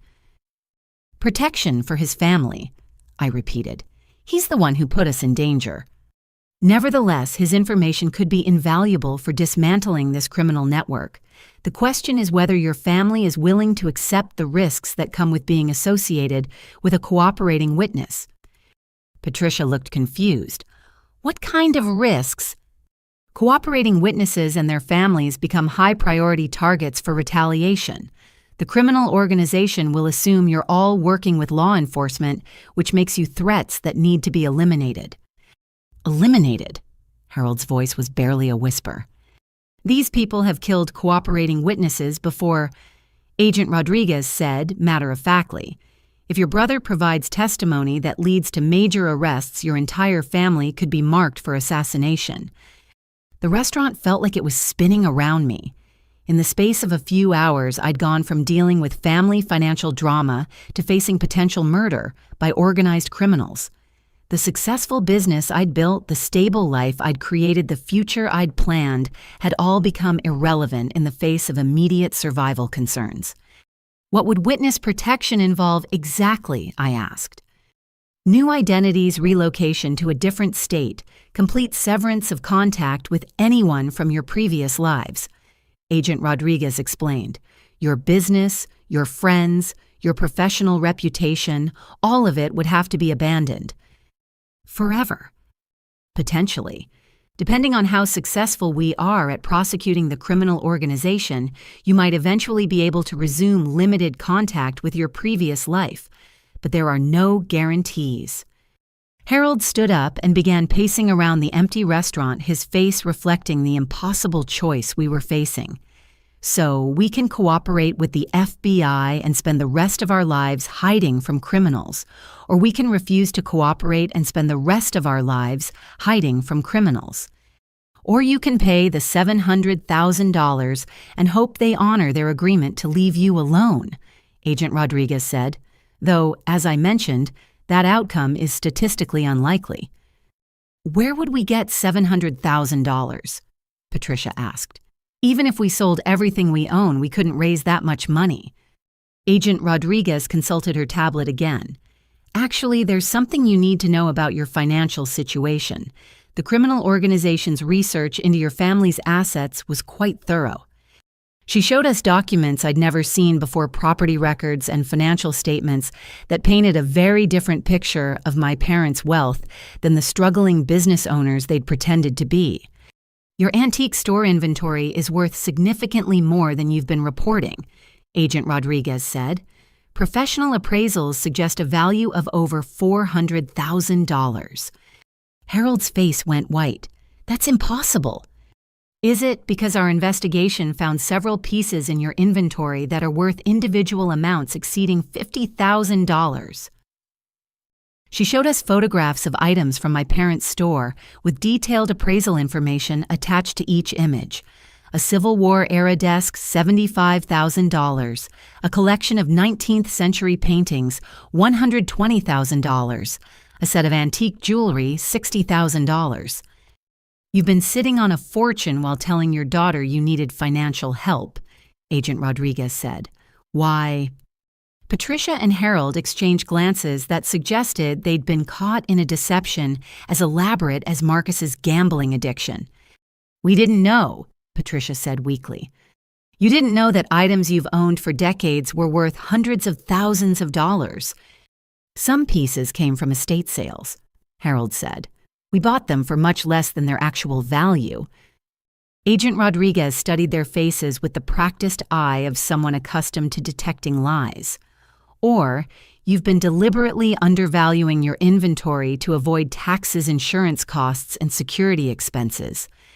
The implication hung in the air like smoke. My parents, who had been accepting money from me while claiming financial hardship, were potentially sitting on enough valuable antiques to pay off most of Marcus's debts. "Even if the inventory is worth $400,000, I said, "that's still $300,000 short of what they're demanding." "True," Agent Rodriguez agreed, "but it changes the nature of the negotiations significantly." She pulled up another screen showing Marcus in an interview room, his face haggard and his hands shaking. "Your brother has been providing detailed information about the criminal organization's operations. With his testimony and your family's cooperation, we might be able to arrest the leadership before they can escalate their collections activities." "How long would that take?" I asked. "Weeks, possibly months, which means your family would need protection during the investigation period. And if the prosecution fails, then you'd be in significantly more danger than you are right now because the criminal organization would know you'd been actively working against them." Harold returned to the table and sat down heavily. "Agent Rodriguez, what would you do if this was your family?" "I'd cooperate with the investigation and accept witness protection," she replied without hesitation. "But I'd also liquidate every available asset to pay as much of the debt as possible before entering the program."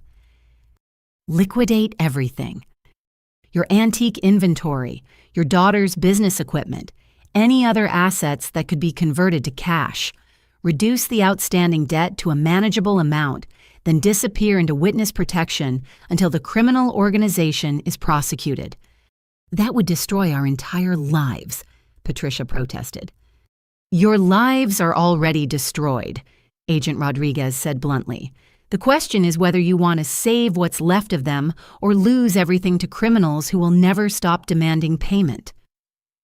My phone rang again and I saw a number I didn't recognize. Agent Rodriguez nodded for me to answer. "Hello. Miss Vivian, this is Agent Thompson, FBI. I'm calling from your brother's interview. He asked me to tell you that he has information about your parents that you need to hear immediately." "What kind of information?" "Information that explains why your family became a target for this criminal organization in the first place." Agent Rodriguez took the phone and spoke briefly with Agent Thompson. When she hung up, her expression had changed to one of grim determination. "Your brother has confessed to something that changes everything we thought we knew about this case," she said. "What did he confess to?" "Your parents weren't innocent victims of his criminal activities. They were actively involved in the identity theft operation from the beginning." The words hit me like a physical blow. I stared at Agent Rodriguez, certain I'd misheard her. "That's impossible. My parents don't even understand how to use email, let alone run identity theft operations." "According to your brother's confession, your father has been working with the criminal organization for over 2 years," Agent Rodriguez replied. "He's been providing them with information about wealthy customers who visit the antique store." I looked at Harold, whose face had gone from pale to gray. Patricia was staring at her husband with an expression of growing horror, as if she was seeing him clearly for the first time. "That's a lie," Harold said, but his voice lacked conviction. "Marcus is trying to shift blame to protect himself." Agent Rodriguez opened a new section of her tablet showing surveillance photos taken inside my parents' antique store. The images showed Harold meeting with men I recognized from the parking lot, including Tommy and his scarred associate. "These photographs were taken over the past 6 months," she explained.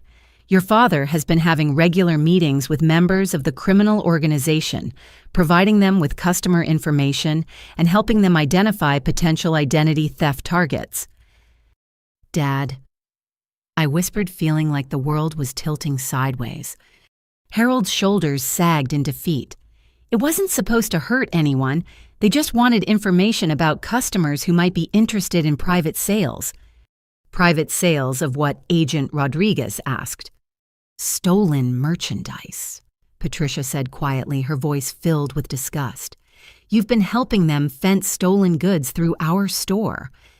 Agent Rodriguez showed us additional surveillance footage, this time from outside the antique store.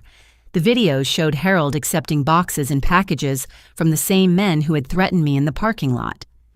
Your father has been using the antique store as a front for laundering stolen items, she explained. Expensive pieces stolen from homes and businesses were brought to your store, given false provenance documentation, and sold to unsuspecting collectors. The valuable inventory you mentioned earlier, I said, understanding flooding over me. Those pieces aren't legitimately owned antiques, they're stolen property. According to your brother's statement, approximately 60% of your parents' current inventory consists of items stolen during home invasions that your father helped coordinate. Harold stood up abruptly, his face flushed with anger and shame. I never coordinated any home invasions. I just provided information about customers who had valuable collections. Information that was used to target those customers for burglary, Agent Rodriguez said. Your customer database became a shopping list for professional thieves. How many people were robbed because of information Dad provided? I asked. Agent Rodriguez scrolled through a lengthy document on her tablet. At least 37 families over the past 18 months. Total value of stolen items exceeds $800,000.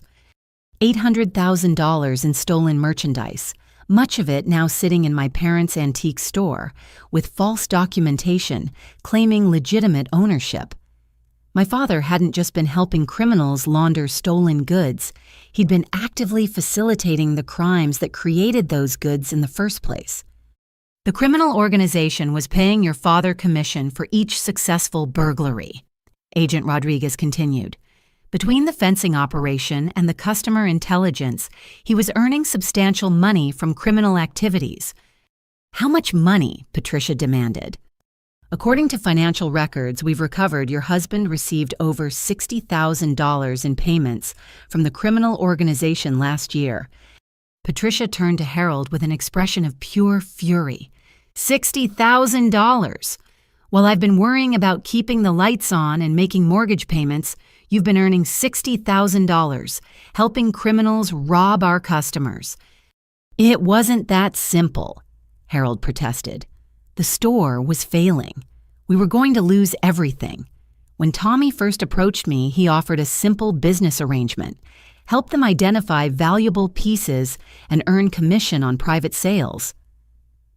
Private sales to people who had no idea they were buying stolen property, Agent Rodriguez said. I didn't know they were planning burglaries, Harold insisted. I thought they were legitimate dealers who wanted information about collectors and valuable pieces. Agent Rodriguez showed us recorded phone conversations between Harold and various members of the criminal organization. The audio quality was crystal clear, and there was no mistaking my father's voice providing detailed information about customers' security systems, daily schedules, and valuable collections. In this conversation from 3 months ago, she said, playing a particularly damning recording, your father is describing a customer's home security system and explaining when the family usually goes on vacation. Harold's voice filled the empty restaurant. The Hendersons have that new electronic system, but they never set it during the day. Martha comes home for lunch every Tuesday and Thursday around noon. They're planning a trip to Europe next month, probably be gone for 2 weeks.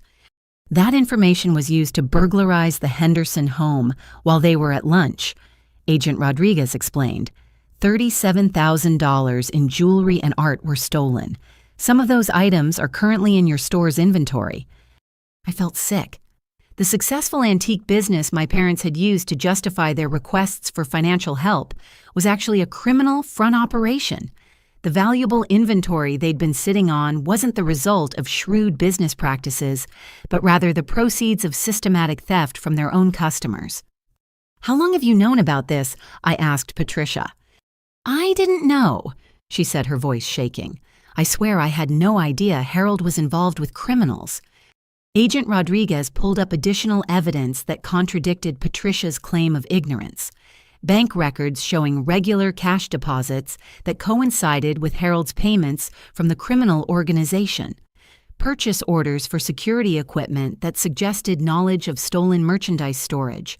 Insurance claims that had been carefully structured to avoid scrutiny from law enforcement. "Mrs. Chen, you've been an active participant in laundering the proceeds of these criminal activities," Agent Rodriguez said. "Your signature appears on documents related to the sale of stolen merchandise, and you've been managing the financial aspects of the fencing operation." Patricia's face crumpled as the evidence mounted against her. "I thought the extra money was from legitimate sales. Harold told me we were having a good year because of some estate sale connections he'd developed." "Estate sale connections that involve stealing items from living people's homes," Agent Rodriguez clarified. "The mortgage payments," I said, understanding another piece of the puzzle. "You weren't behind on mortgage payments because the business was failing. You were behind because law enforcement was investigating your criminal activities and you had to stop accepting stolen merchandise temporarily." Agent Rodriguez nodded. "The foreclosure threat was real, but it was caused by your parents' inability to continue their money laundering activities during our preliminary investigation, not by legitimate business problems."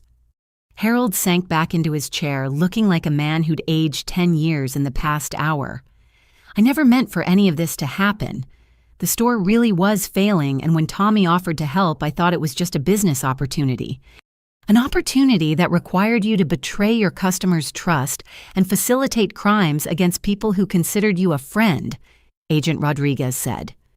She showed us victim impact statements from families who had been burglarized based on information Harold provided. The emotional devastation was heartbreaking, with customers describing not just financial losses, but feelings of violation and betrayal when they learned their trusted antique dealer had helped coordinate the crimes against them. "These people trusted you," I said to Harold. "They brought their children to the store, invited you to their homes, treated you like family, and you repaid that trust by helping criminals rob them." "I didn't think about the human cost," Harold admitted. "I was focused on saving our business and our house." "By destroying other people's sense of security in their homes," Agent Rodriguez said. "Some of these victims have moved to different cities because they no longer feel safe in their own neighborhoods." My phone buzzed with a text message from Marcus, who was apparently being allowed to communicate from federal custody. The message was brief, but devastating.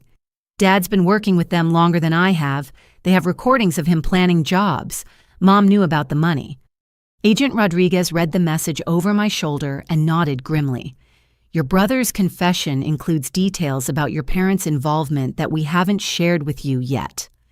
"What kind of details?" "Your father wasn't just providing customer information.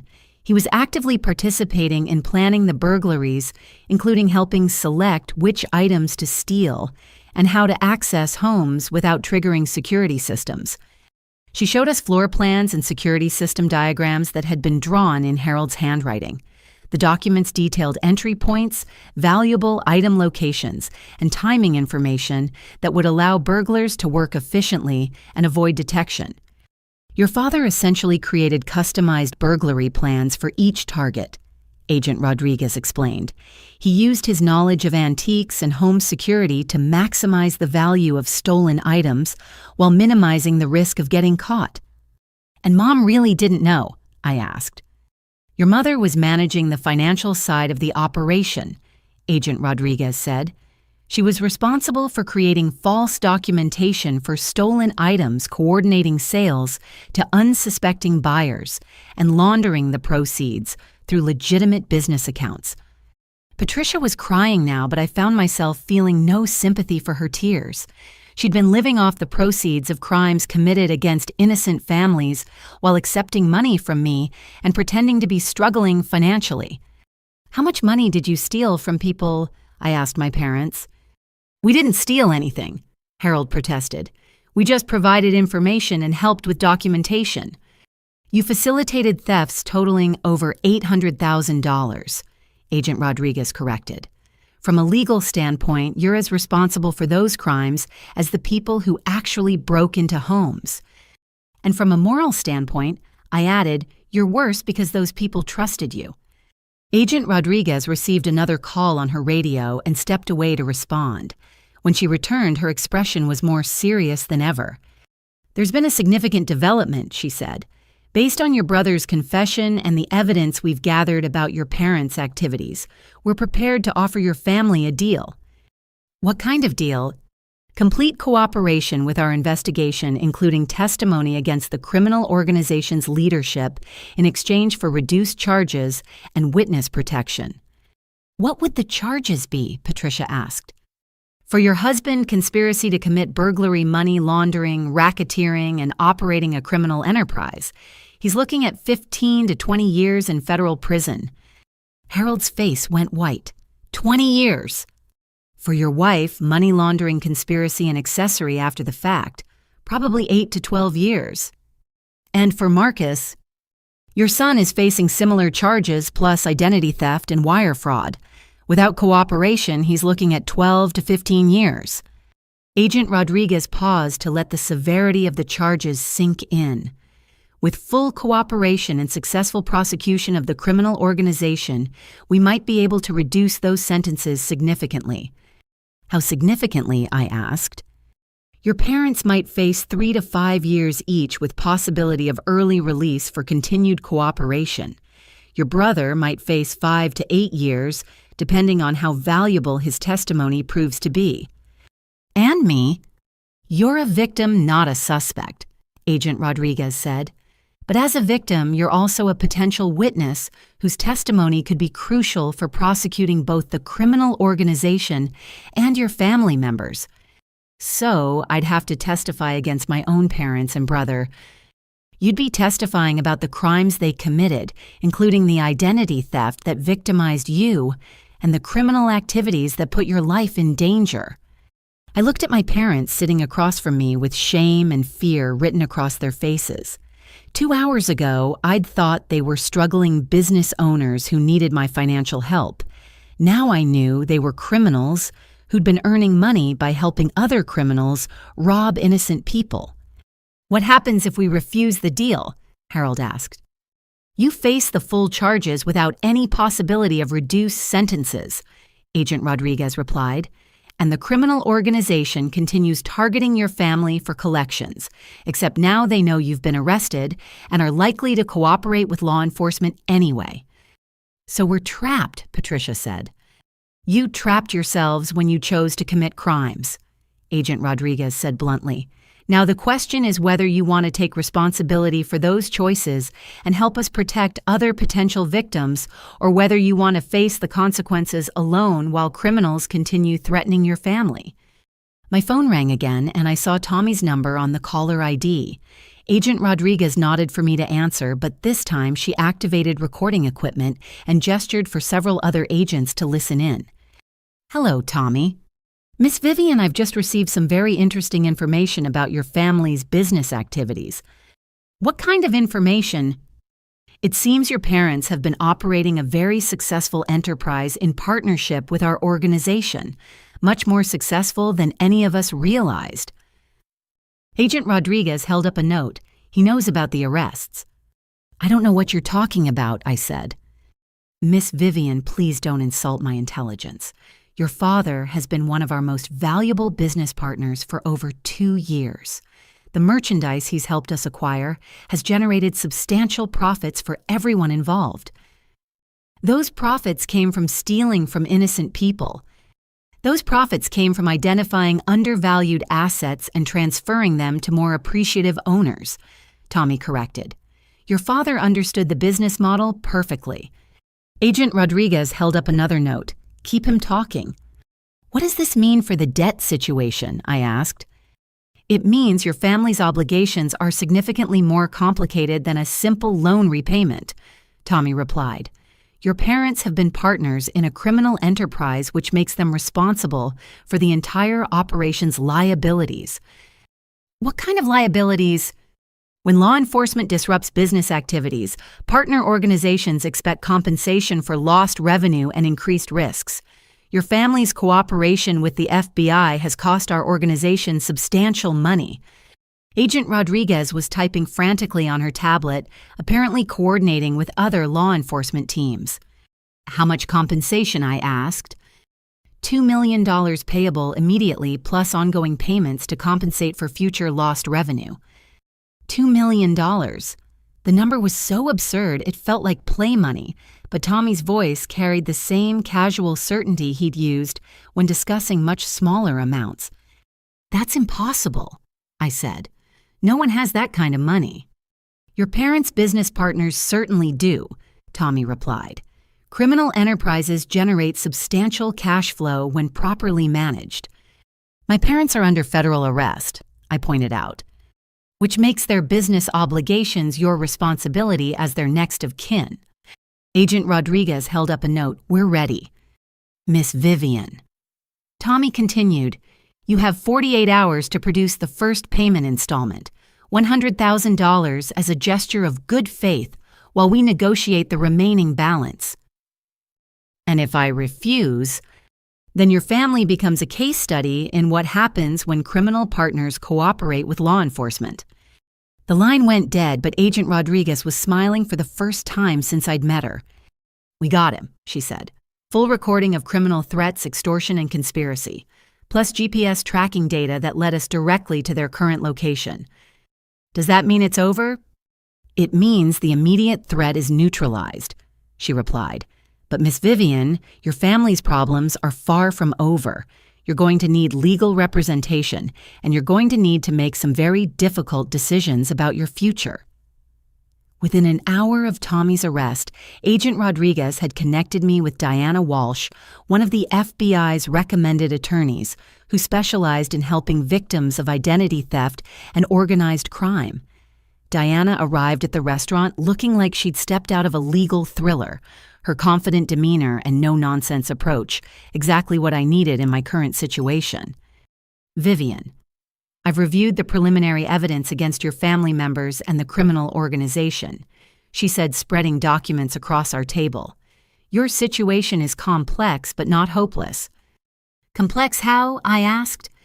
You're simultaneously a victim of identity theft, a witness to federal crimes, a potential beneficiary of criminal proceeds, and the daughter of people who are facing serious federal charges.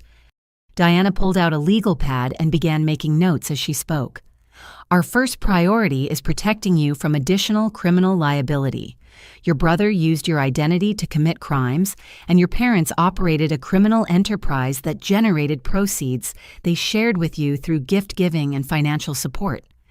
I didn't know the money was from criminal activities, I protested. That's probably true, but from a legal standpoint, ignorance isn't always a complete defense, Diana explained. We need to document exactly how much money you received from your family and be prepared to return any proceeds that can be traced to criminal activities. Agent Rodriguez consulted her tablet and provided Diana with additional information. Based on financial records we've recovered, Vivian received approximately $15,000 in gifts and financial support from her parents over the past 2 years. Gifts from criminal proceeds, Diana noted. We'll need to set aside money to repay that amount if prosecutors decide to pursue forfeiture. Forfeiture. The government can seize assets that were purchased with money from criminal activities, Diana explained. If your parents gave you money that came from their fencing operation, you might be required to return it. She showed me a complex flowchart that outlined the legal process for untangling financial crimes involving multiple family members. Your brother's identity theft created legal obligations in your name, totaling over $600,000. Even though the documents are forged, clearing your name will require extensive legal proceedings. How long will that take? Months, possibly years, Diana said. Identity theft cases involving forged business partnerships and real estate documents are particularly complicated because they've been filed with multiple government agencies. What about my business? I asked. Can I continue working while this gets resolved? Diana and Agent Rodriguez exchanged glances that suggested bad news was coming. "Your business reputation has been compromised by the criminal investigation," Diana said gently. "When news of your family's arrests becomes public potential, clients may question your integrity and reliability." "Even though I'm a victim?" "Unfortunately, yes. Business relationships depend on trust, and being associated with federal criminal charges, even as a victim, can damage professional credibility." Agent Rodriguez pulled up additional information on her tablet. "There's another complication. The TechCorp contract you mentioned was obtained partly because your father provided inside information about competing bids." My heart sank. "What kind of inside information?" "Your father had contacts in the antique and art world who gave him access to information about other design firms' proposals. He shared that information with your brother, who passed it along to you without revealing the source." "I never asked for inside information," I protested. "According to the evidence we've recovered, your brother sent you emails containing details about your competitors' pricing and design concepts," Agent Rodriguez said. "You used that information to develop proposals that undercut their bids." Diana was taking notes rapidly, her expression growing more concerned as the scope of my legal problems became clear. This could constitute bid rigging or unfair business practices, even if you didn't know the information was obtained illegally. "So I might lose the TechCorp contract." "You'll almost certainly lose it," Diana said. "Companies don't want to be associated with federal criminal investigations, and TechCorp will probably terminate the contract to protect their own reputation." I felt like I was drowning in quicksand, with each revelation pulling me deeper into legal and financial disaster. The successful business I'd built, the financial independence I'd achieved, the professional reputation I'd earned, were all being destroyed by my family's criminal activities. "What are my options?" I asked. Diana consulted her legal pad and outlined a strategy that was both comprehensive and daunting. "First, we file identity theft reports with all relevant agencies to begin clearing your name from the forged documents. Second, we cooperate fully with the federal investigation to establish your victim status. Third, we voluntarily return any money you received that might have come from criminal activities." "How much money are we talking about?" "Potentially everything your family gave you over the past 2 years, plus any business advantages you gained from the inside information. Total exposure could be $30,000 to $40,000. Agent Rodriguez added another complication. "There's also the matter of the criminal organization's ongoing threats. Even with the arrests we made tonight, this network has resources to continue pursuing collections from your family." "What kind of resources?" "Other operatives in different cities legitimate business fronts that can apply financial pressure, and corrupt contacts in various industries who can damage your professional reputation." Diana nodded grimly. "Criminal organizations often use legal system manipulation as a weapon against victims who cooperate with law enforcement.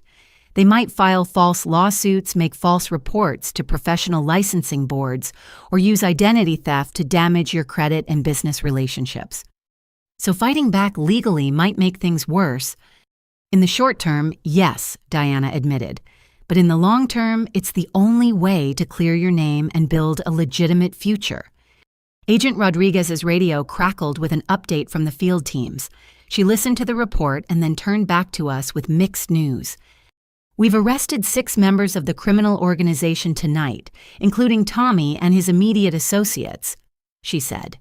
"However, we have evidence suggesting the network extends far beyond the people we've apprehended." "How far beyond?" "Multiple states, possibly multiple countries. This organization has been operating for at least 5 years, generating millions of dollars annually through identity theft fencing operations and extortion schemes." Diana was already thinking like a prosecutor. "How many other families have been victimized?" "At least 50 that we know of," Agent Rodriguez replied. "Possibly hundreds when we include indirect victims of the burglary and fraud schemes." "So Vivian's case is part of a much larger prosecution effort." "Exactly.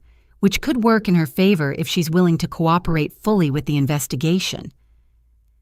Diana explained how cooperation agreements worked in federal criminal cases. By providing testimony and evidence against the criminal organization, you could secure immunity from prosecution for any unknowing participation in criminal activities.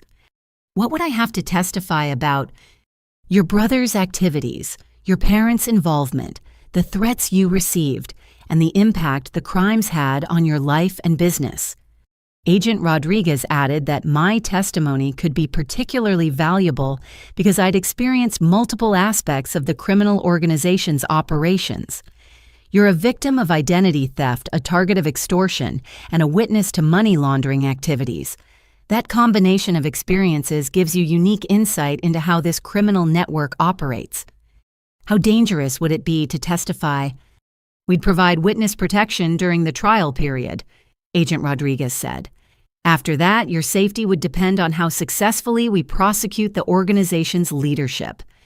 Diana outlined the witness protection process and its implications for my life and career.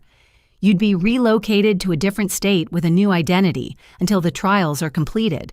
Your business would have to be suspended, your professional relationships would be severed, and you'd essentially start over in a new location. For how long? Minimum of 6 months, possibly longer, depending on the complexity of the prosecution. My phone buzzed with a text message from an unknown number.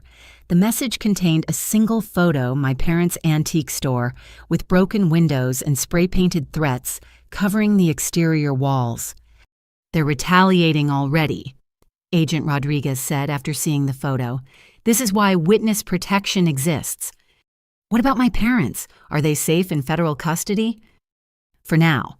But they'll eventually be transferred to the general prison population where criminal organizations often have contacts who can reach uncooperative witnesses. Diana was studying the photo of the vandalized store with obvious concern. This level of immediate retaliation suggests the criminal organization is more sophisticated and vindictive than typical street-level criminals. What does that mean for my decision about cooperation? It means you're already a target regardless of what you decide to do, Agent Rodriguez said. Cooperating with our investigation gives you the best chance of long-term safety, but it also requires accepting short-term risks and major life disruptions. Diana pulled out a cooperation agreement document and placed it on the table. This is a standard federal witness cooperation agreement. It provides immunity from prosecution for any crimes you may have unknowingly participated in, but it also commits you to full cooperation with the investigation and prosecution. What constitutes full cooperation? Complete financial disclosure testimony before grand juries and at trial participation in recorded communications with suspects and assistance with any other investigative activities that prosecutors deem necessary. Agent Rodriguez added that cooperation agreements were not reversible decisions. Once you sign this document, you're committed to seeing the prosecution through to completion, regardless of how long it takes or what personal costs you incur. And if I don't cooperate, then you face the legal consequences alone while continuing to be a target for criminal retaliation, Diana said bluntly. As I stared at the cooperation agreement, my phone rang again. This time, the caller ID showed my office number, which was impossible since my building was closed at night. Answer it, Agent Rodriguez said, activating her recording equipment. Hello, Miss Chen. The voice belonged to a woman I didn't recognize. This is building security at your office complex. We've had a break-in tonight and your office was specifically targeted. What kind of damage? Substantial. Computer equipment destroyed, files scattered, windows broken. The perpetrators left a message spray painted on your office wall. What kind of message? Quote, snitches pay the price. Tell the FBI we're just getting started. End quote. Agent Rodriguez was already coordinating a response through her radio dispatching crime scene teams to my office building. Miss Chen, there's one more thing, the security guard continued. The perpetrators accessed your client files and contact information. They may have obtained personal information about your customers and business partners. The implication hit me like a sledgehammer. The criminal organization wasn't just targeting me. They were preparing to target anyone associated with my business. My clients, my professional contacts, even my suppliers could become victims of retaliation designed to pressure me into paying money I didn't owe. Diana, I said after hanging up, I think I need to sign that cooperation agreement. Within hours of signing the cooperation agreement, FBI forensic accountants arrived to begin a comprehensive audit of my design business. What they discovered was both humiliating and terrifying, revealing how deeply my family's criminal activities had penetrated every aspect of my professional life. Agent Sarah Martinez, a financial crimes specialist, spread out documents across my parents' dining table in their house, which had become an impromptu command center for the investigation. The scope of evidence she'd assembled was overwhelming. Vivian, your business has been compromised in ways you never realized. She began opening a laptop filled with financial records. Your brother didn't just steal your identity for gambling loans. He's been systematically manipulating your business operations for over 18 months. How is that possible? I asked. I handle all my own client relationships and contracts. Through electronic access to your email accounts, social media profiles, and business communications, Agent Martinez explained. Marcus had enough personal information about you to gain access to your digital life, and he's been using that access to benefit from inside information about your competitors. She showed me email logs that made my stomach turn, messages I'd never sent, conversations I'd never had, business relationships that had been manipulated without my knowledge. Marcus had been essentially running a shadow version of my business, using my reputation and credentials while directing opportunities toward himself and his criminal associates. Here's an example from 6 months ago. Agent Martinez said pulling up a message chain between my email account and a potential client. This company initially contacted you about a branding project worth $25,000. The email showed a normal business inquiry followed by my apparent response, declining the project due to scheduling conflicts. But I'd never seen the original inquiry or sent the declining response. Marcus intercepted the initial contact and responded as you turning down the legitimate work so he could offer the client alternative services through a shell company he'd created. A shell company? Chen Creative Solutions, a design firm that supposedly specialized in legal and professional services marketing. On paper, you were listed as a partner and primary designer. Agent Martinez showed me business registration documents bearing my forged signature, establishing a company I'd never heard of, and committing me to partnership obligations I'd never agreed to. Your brother was essentially stealing business opportunities from your legitimate company and directing them toward this shell operation where he could charge higher fees and provide services using your work and reputation. How much money did he steal through this fake company? Over $100,000 in contracts that should have gone to your legitimate business. But the financial theft is just part of the problem. Agent Rodriguez joined our conversation, bringing additional evidence that expanded the scope of my legal troubles. The shell company wasn't just stealing business opportunities, it was also being used to launder money from the criminal organization's other activities. She showed me bank records for Chen Creative Solutions, revealing deposits and transfers that had nothing to do with legitimate design work. Payments from the antique store, transfers from offshore accounts, cash deposits that coincided with the burglary operations my father had been coordinating. Your brother created this company specifically to serve as a money laundering front, Agent Rodriguez explained. Proceeds from criminal activities were being processed through the shell company's accounts, then transferred to various other businesses and individuals to disguise their origin. And my name is on all the business documents. As a full partner and legal signatory, Agent Martinez confirmed. From the government's perspective, you bear equal responsibility for all business activities conducted under the Chen Creative Solutions banner. Diana Walsh arrived with additional legal counsel, bringing news that made the situation even worse. Vivian, I've been reviewing the contracts your shell company signed, and several of them involve government agencies and regulated industries. What kind of contracts? Design work for a defense contractor that requires security clearances, marketing materials for a pharmaceutical company that must comply with FDA regulations, website development for a financial services firm that handles regulated investment products.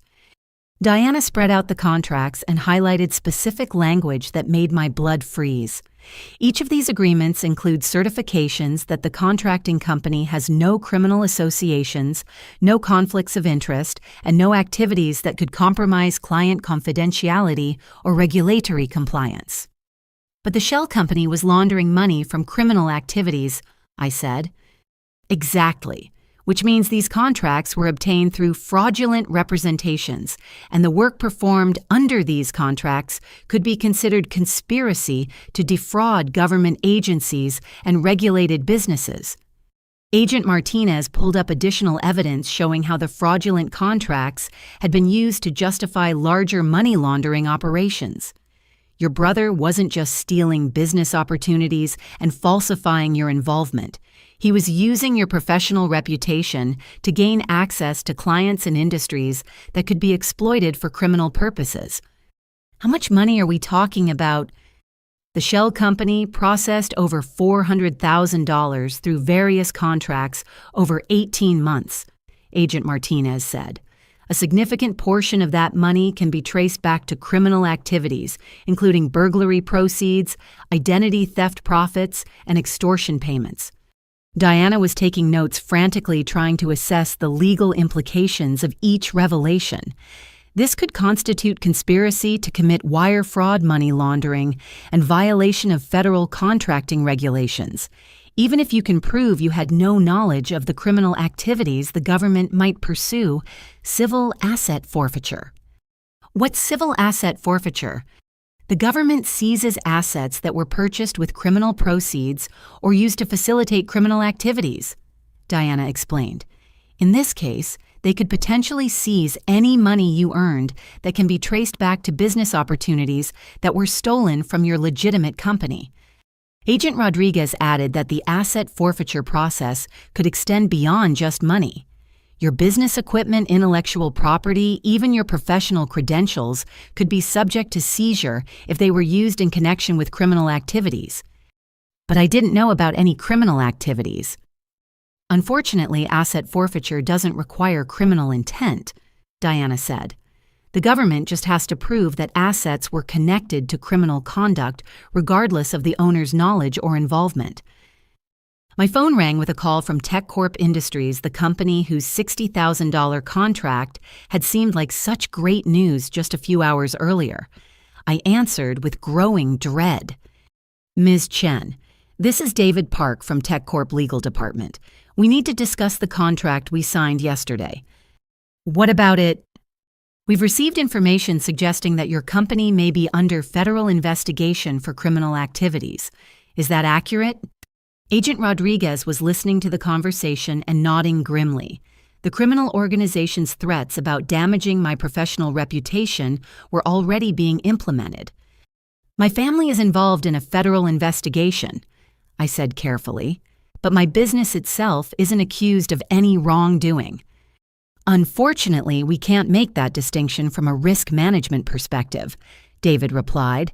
TechCorp has policies prohibiting business relationships with individuals or companies that are subjects of federal criminal investigations. So you're canceling the contract. We're invoking the morals clause that allows immediate termination for any conduct that could damage TechCorp's reputation or business relationships.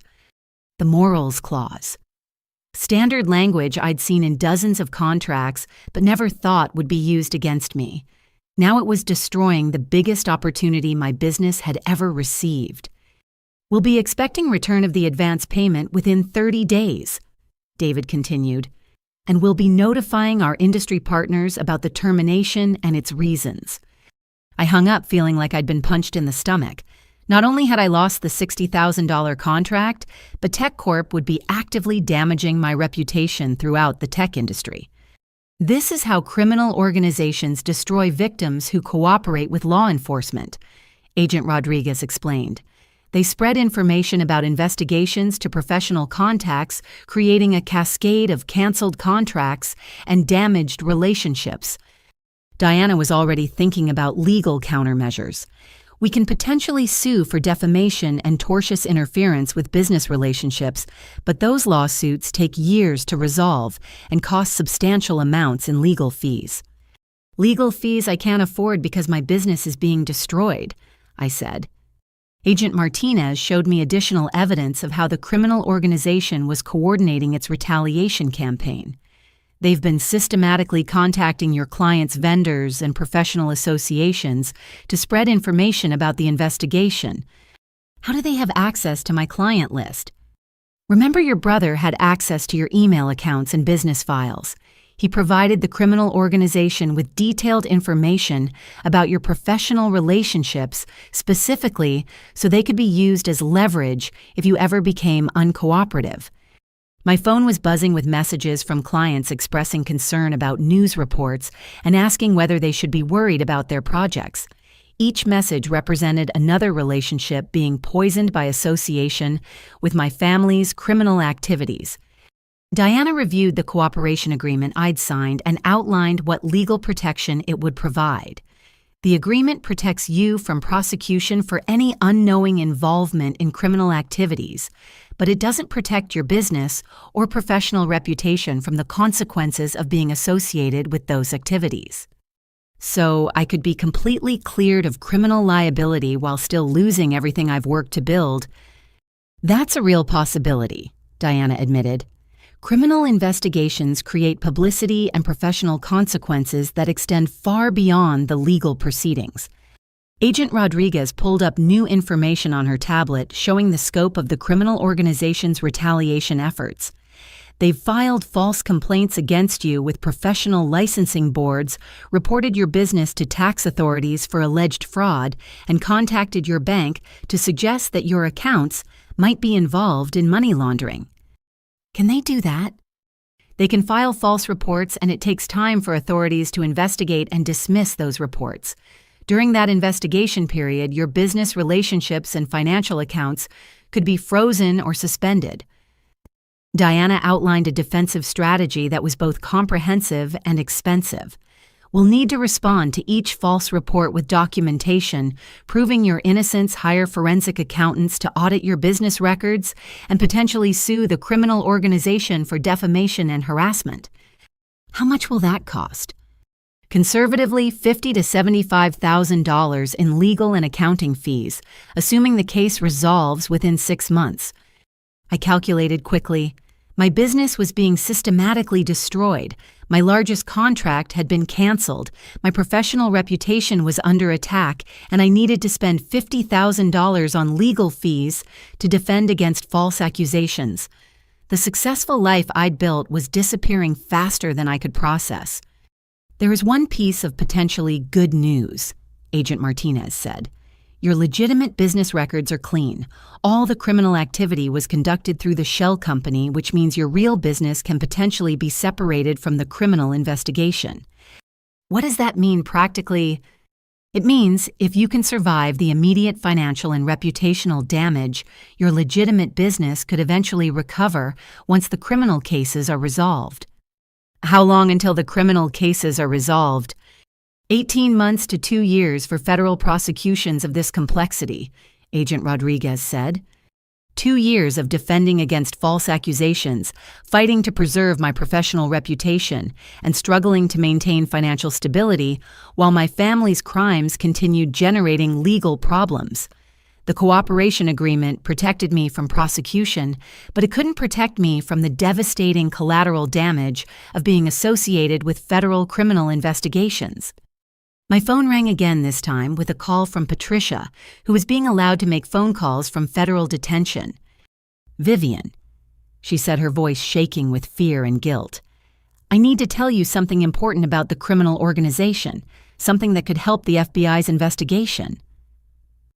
What is it? I've been recording conversations with Harold and Marcus for months. I knew they were involved in criminal activities, and I was gathering evidence to protect myself. Agent Rodriguez's eyes widened with interest. If Patricia had recordings of my father and brother discussing their criminal activities, those recordings could provide crucial evidence for prosecuting the entire criminal network. "Where are these recordings?" Agent Rodriguez asked. "Hidden in a safety deposit box at First National Bank," Patricia said. "I have documentation showing exactly when each recording was made and who was present for each conversation."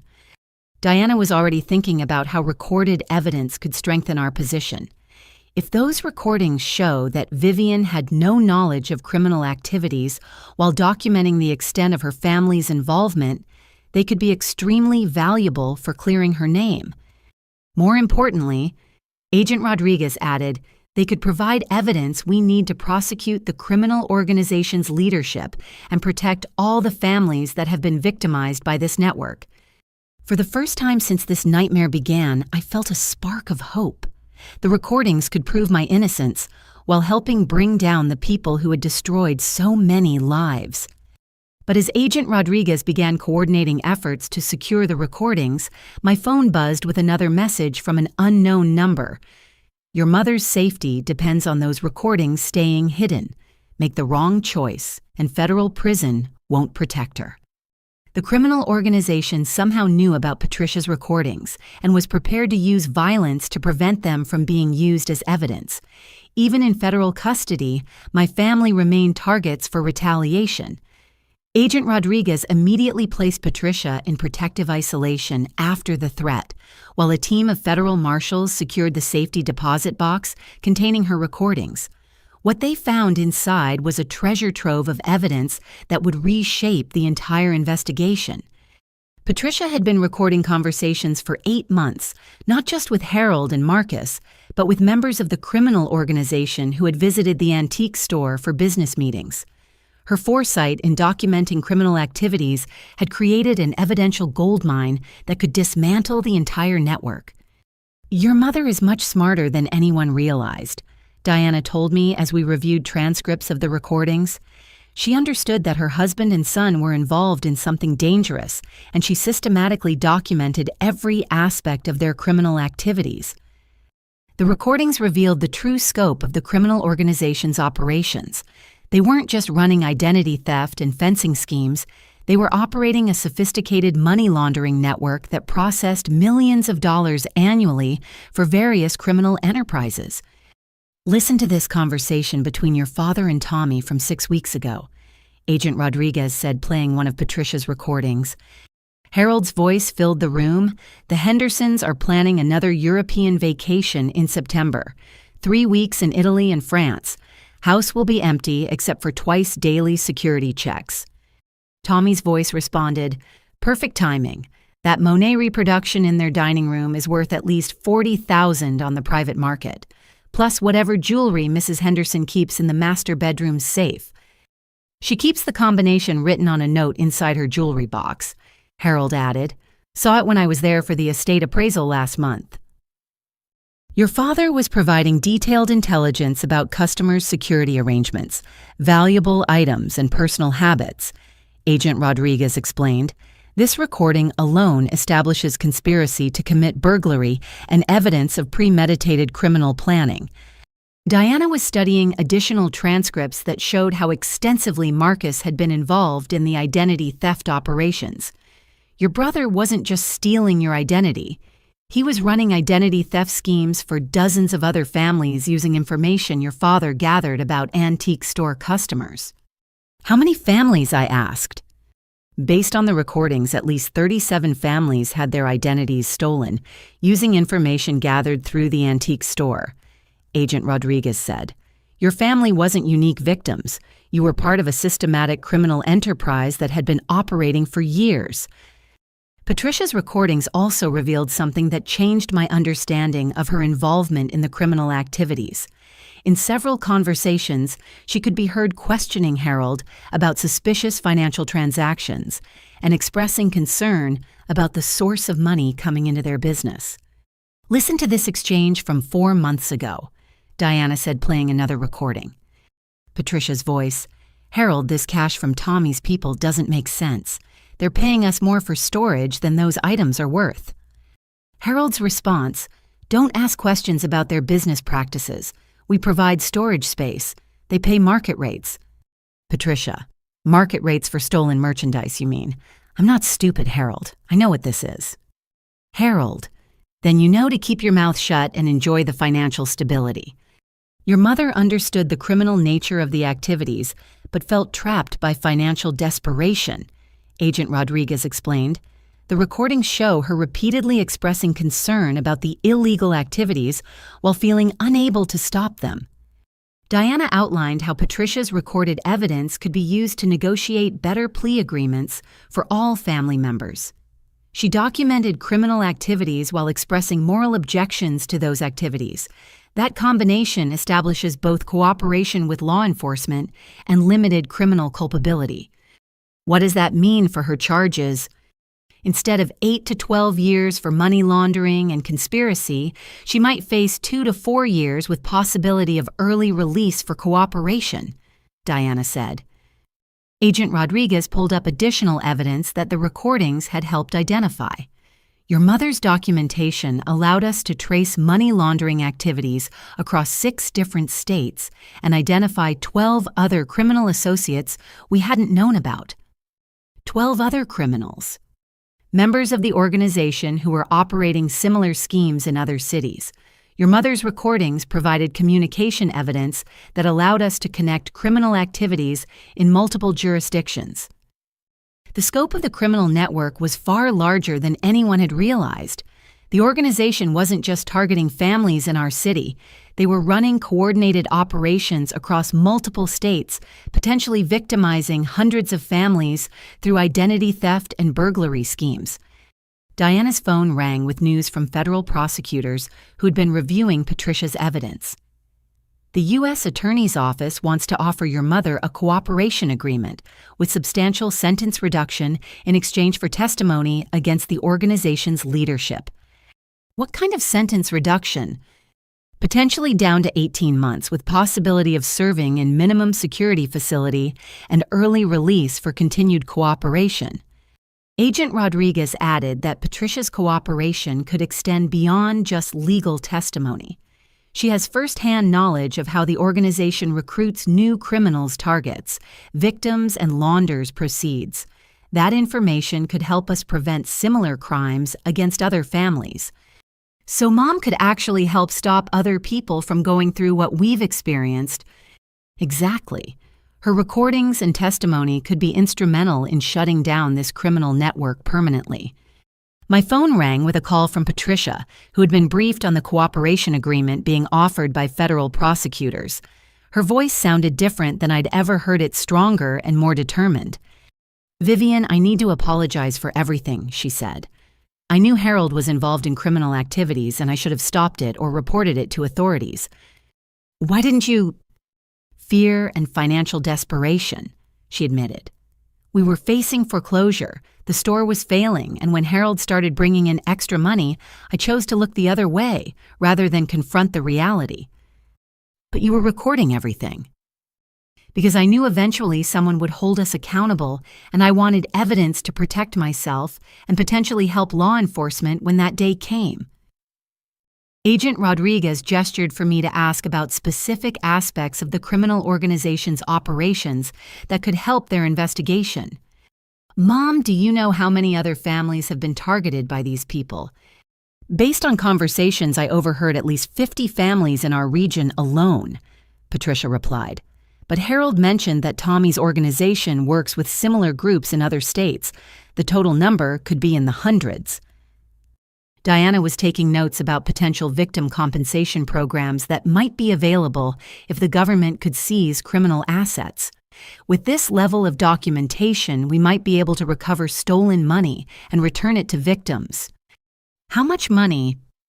"Based on the recordings and financial evidence we've gathered, the criminal organization has processed over $5 million through various schemes over the past 3 years, Agent Rodriguez said.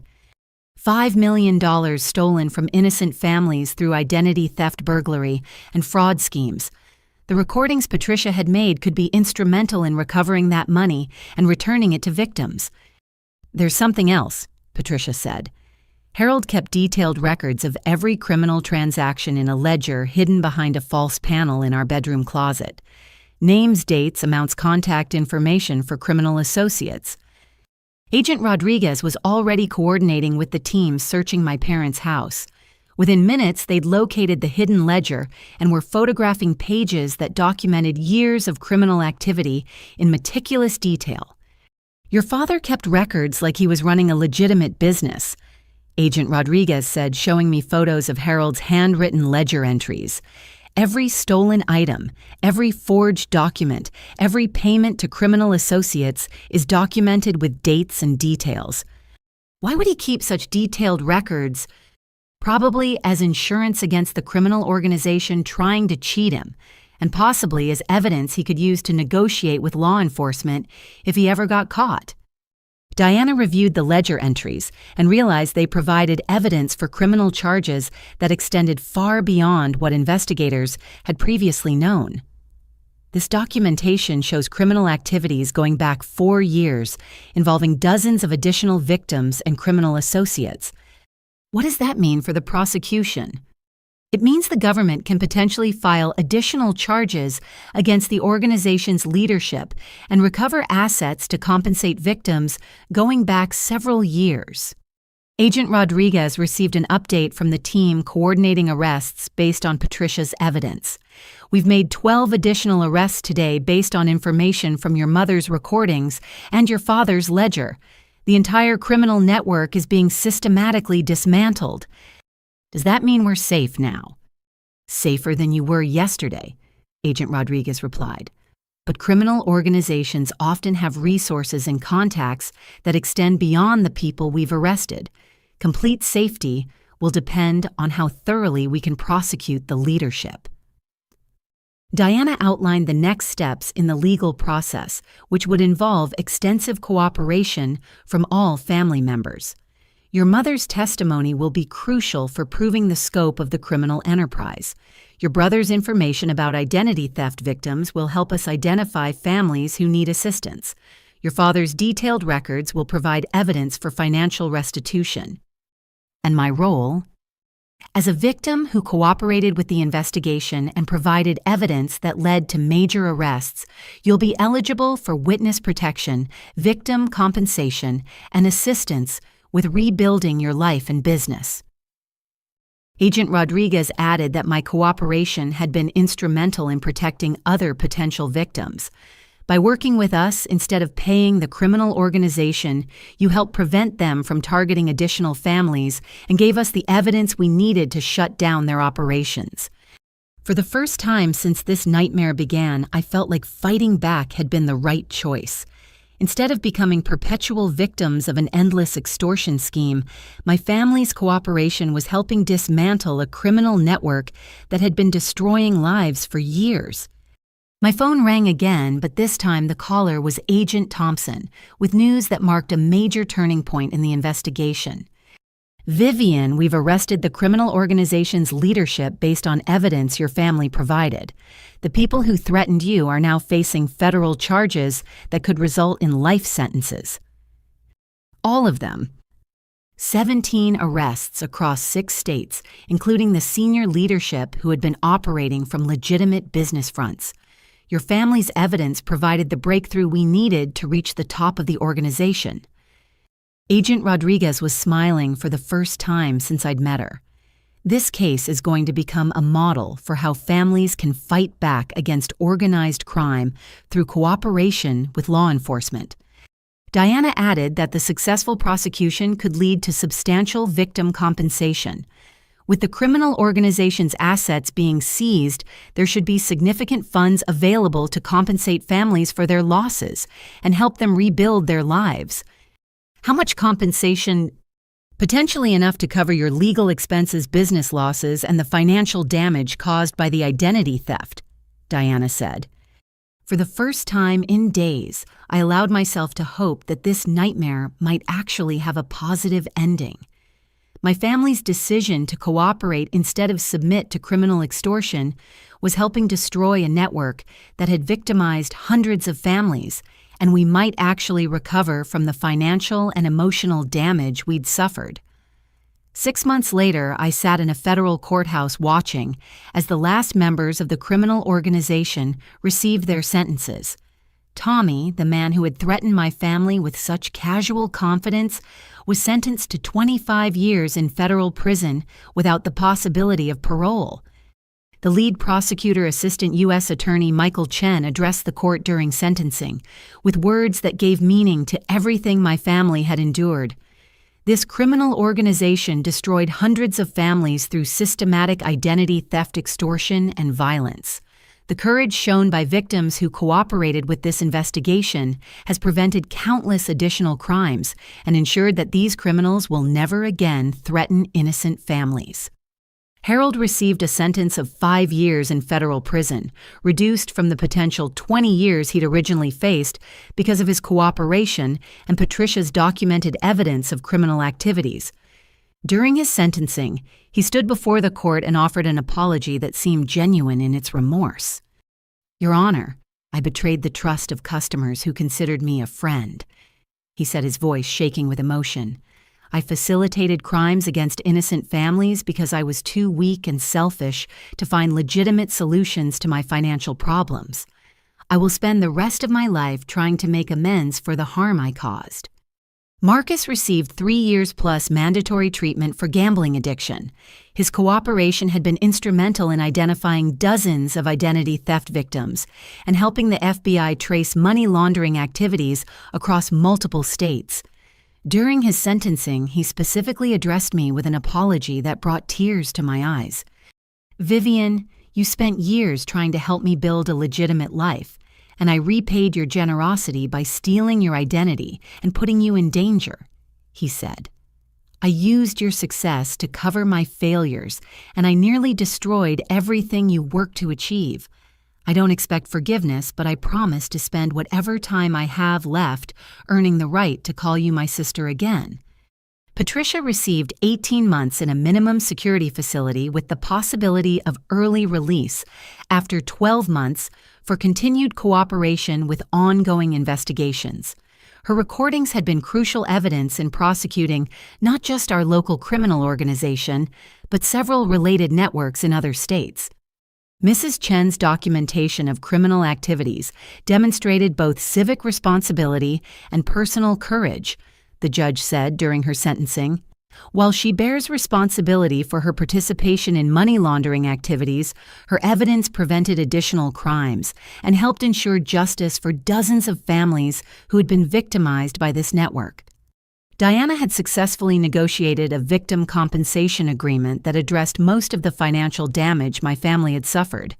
The government's seizure of criminal assets generated enough funds to compensate victims and provide restitution for families whose lives had been destroyed by the organization's activities. "You'll receive approximately $80,000 in compensation," Diana told me after the sentencing. "That should cover your legal expenses, business losses during the investigation, and the money you lost to identity theft." "What about the emotional damage?" "That's something you'll have to heal over time," she said gently. "But you've survived something that destroys many families, and you did it by choosing to fight back rather than submit to criminal demands." Agent Rodriguez, who had become not just a law enforcement contact, but a friend during the investigation, joined us for coffee after the final sentencing. She brought news about the broader impact of our case on federal law enforcement efforts. This investigation led to the arrest of 47 criminal associates across 12 states, she said. "The techniques we developed for tracing identity theft and money laundering activities are now being used by FBI field offices nationwide. So our nightmare helped other families avoid similar situations." "Absolutely. Your family's cooperation created a playbook for fighting back against organized crime that's already been used successfully in 6 other major cases." I had spent the past 6 months rebuilding my design business from scratch, working with new clients who didn't know about the federal investigation or my family's criminal history. The process had been slow and sometimes discouraging, but it had also been strangely liberating. "I'm earning about 60% of what I was making before," I told Agent Rodriguez, "but every dollar I earn now is completely clean and legitimate. There's no hidden criminal activity, no stolen opportunities, no forged partnerships. How does that feel? Like I'm building something real for the first time in years. I didn't realize how much my success was being poisoned by my family's criminal activities until I started over with complete honesty and transparency. Diana brought news about civil litigation against the criminal organization that could provide additional compensation for victims. We're filing a class action lawsuit seeking punitive damages for the emotional trauma and long-term financial harm caused by the identity theft and extortion schemes. How much additional compensation? Potentially substantial. Criminal organizations often have hidden assets that civil litigation can identify and seize more effectively than criminal prosecutions. My phone rang with a call from Jennifer, who had managed to avoid criminal charges entirely because she'd had no knowledge of or involvement in the family's criminal activities. She'd moved to Portland and was working for a nonprofit organization that helped identity theft victims rebuild their lives. "Vivian, I wanted to tell you about something amazing that happened today." She said, her voice bright with excitement I hadn't heard since before our family imploded. "What happened?" "A woman came to our office who had been victimized by the same criminal organization that targeted our family. She'd lost her savings, her credit was destroyed, and she was facing foreclosure because of identity theft." "How is that amazing?" "Because I was able to help her navigate the federal victim compensation process using everything I learned from our case. She's going to recover most of her losses and rebuild her life." Jennifer's work helping other identity theft victims had given her a sense of purpose that transformed her approach to life. "I'm earning about half what I made in marketing, but I'm helping families survive situations that would have destroyed them without assistance." So something positive came from everything we went through. "Multiple positive things," Jennifer said. "You're building a business based on complete integrity. I'm helping victims recover from crimes similar to what we experienced. Mom's cooperation is preventing other families from being targeted. Even Marcus is participating in prison programs that help other gambling addicts." Patricia was released after serving 11 months, having earned early release through her continued cooperation with federal investigators working on related cases. She moved to a small apartment near Jennifer in Portland and found work as a bookkeeper for a nonprofit organization. "I can never undo the harm that Harold and I caused to innocent families," she told me during one of our monthly phone calls. "But I can spend whatever years I have left helping victims of financial crimes rebuild their lives." "Are you happy?" "I'm at peace," she said. "For the first time in years, every dollar I earn is honest money, and every relationship I have is based on truth rather than deception." Harold's letters from federal prison showed a level of remorse and self-reflection that suggested genuine personal transformation. "I'm participating in a victim impact program where families who were burglarized based on my information can confront me about how my crimes affected their lives," he wrote. "How do those confrontations go?" "They're devastating and necessary," he replied. "I need to understand the human cost of my choices, and the victims deserve the opportunity to tell me how my betrayal of their trust affected their sense of security and peace of mind." Marcus had become involved in prison programs that helped other inmates address gambling addiction and financial crime. His letters suggested that facing the consequences of his actions had forced him to confront the psychological patterns that had led to his criminal behavior. "I'm working with a therapist who specializes in addiction and criminal thinking patterns," he wrote.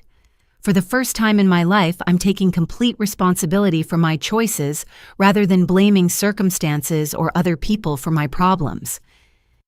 "Do you think you can stay away from gambling when you're released?" "I think I can stay away from the lies and manipulation that made gambling possible," he replied. "The addiction was really about avoiding responsibility and consequences. Now that I'm facing both, the appeal of gambling has completely disappeared."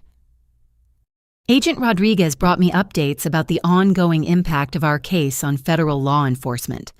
The techniques we developed for investigating family-based identity theft have been adopted by FBI field offices in 37 states, she said. Are they finding similar criminal networks? Unfortunately, yes, but they're also developing intervention strategies that can prevent families from becoming victims or help them escape criminal situations before they become as serious as yours. Diana had news about the civil litigation that provided closure to a painful chapter of my life. The class action lawsuit resulted in a settlement that will provide additional compensation to all families victimized by this criminal organization. How much additional compensation? For your family, approximately $40,000. But more importantly, the settlement requires the defendants to fund victim assistance programs that will help other families avoid or recover from similar crimes. I used part of the settlement money to establish a scholarship fund for young entrepreneurs who wanted to start ethical businesses. It seems fitting to use money recovered from criminal activities to help people build legitimate success, I told Diana. What will you call the scholarship fund? The Second Chance Foundation, for people who want to build something honest after surviving difficult circumstances. As I reflected on the year that had changed my life so dramatically, I realized that fighting back against criminal extortion had been the most important decision I'd ever made. Not because it was easy or safe, but because it was the only choice that could lead to genuine healing and positive change. My design business was smaller but more sustainable than before. My family relationships were healthier because they were based on honesty rather than financial manipulation. My sense of self-respect was stronger because I'd chosen courage over convenience when facing impossible circumstances. The criminal organization that had threatened to destroy my family was dismantled permanently. Dozens of other families had been saved from similar victimization. Federal law enforcement had better tools for fighting organized crime. Victim compensation programs had been improved to help families recover from financial crimes. Most importantly, I had learned that being called useless by people who were using me was actually a gift that revealed their true character. Walking away from toxicity, even when it was difficult and dangerous, had been the most useful thing I'd ever done for myself and my family. 1 year later, I stood in my new office space in downtown Denver, looking out at the Rocky Mountains while reviewing proposals for 3 major design contracts.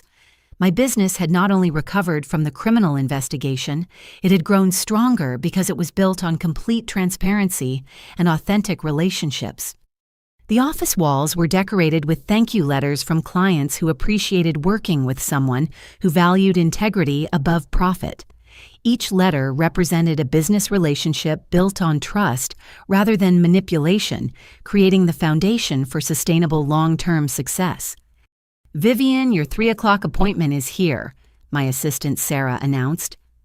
Sarah was a college graduate I'd hired through my Second Chance Foundation scholarship program, giving her the opportunity to start her career while helping me manage the growth of my business.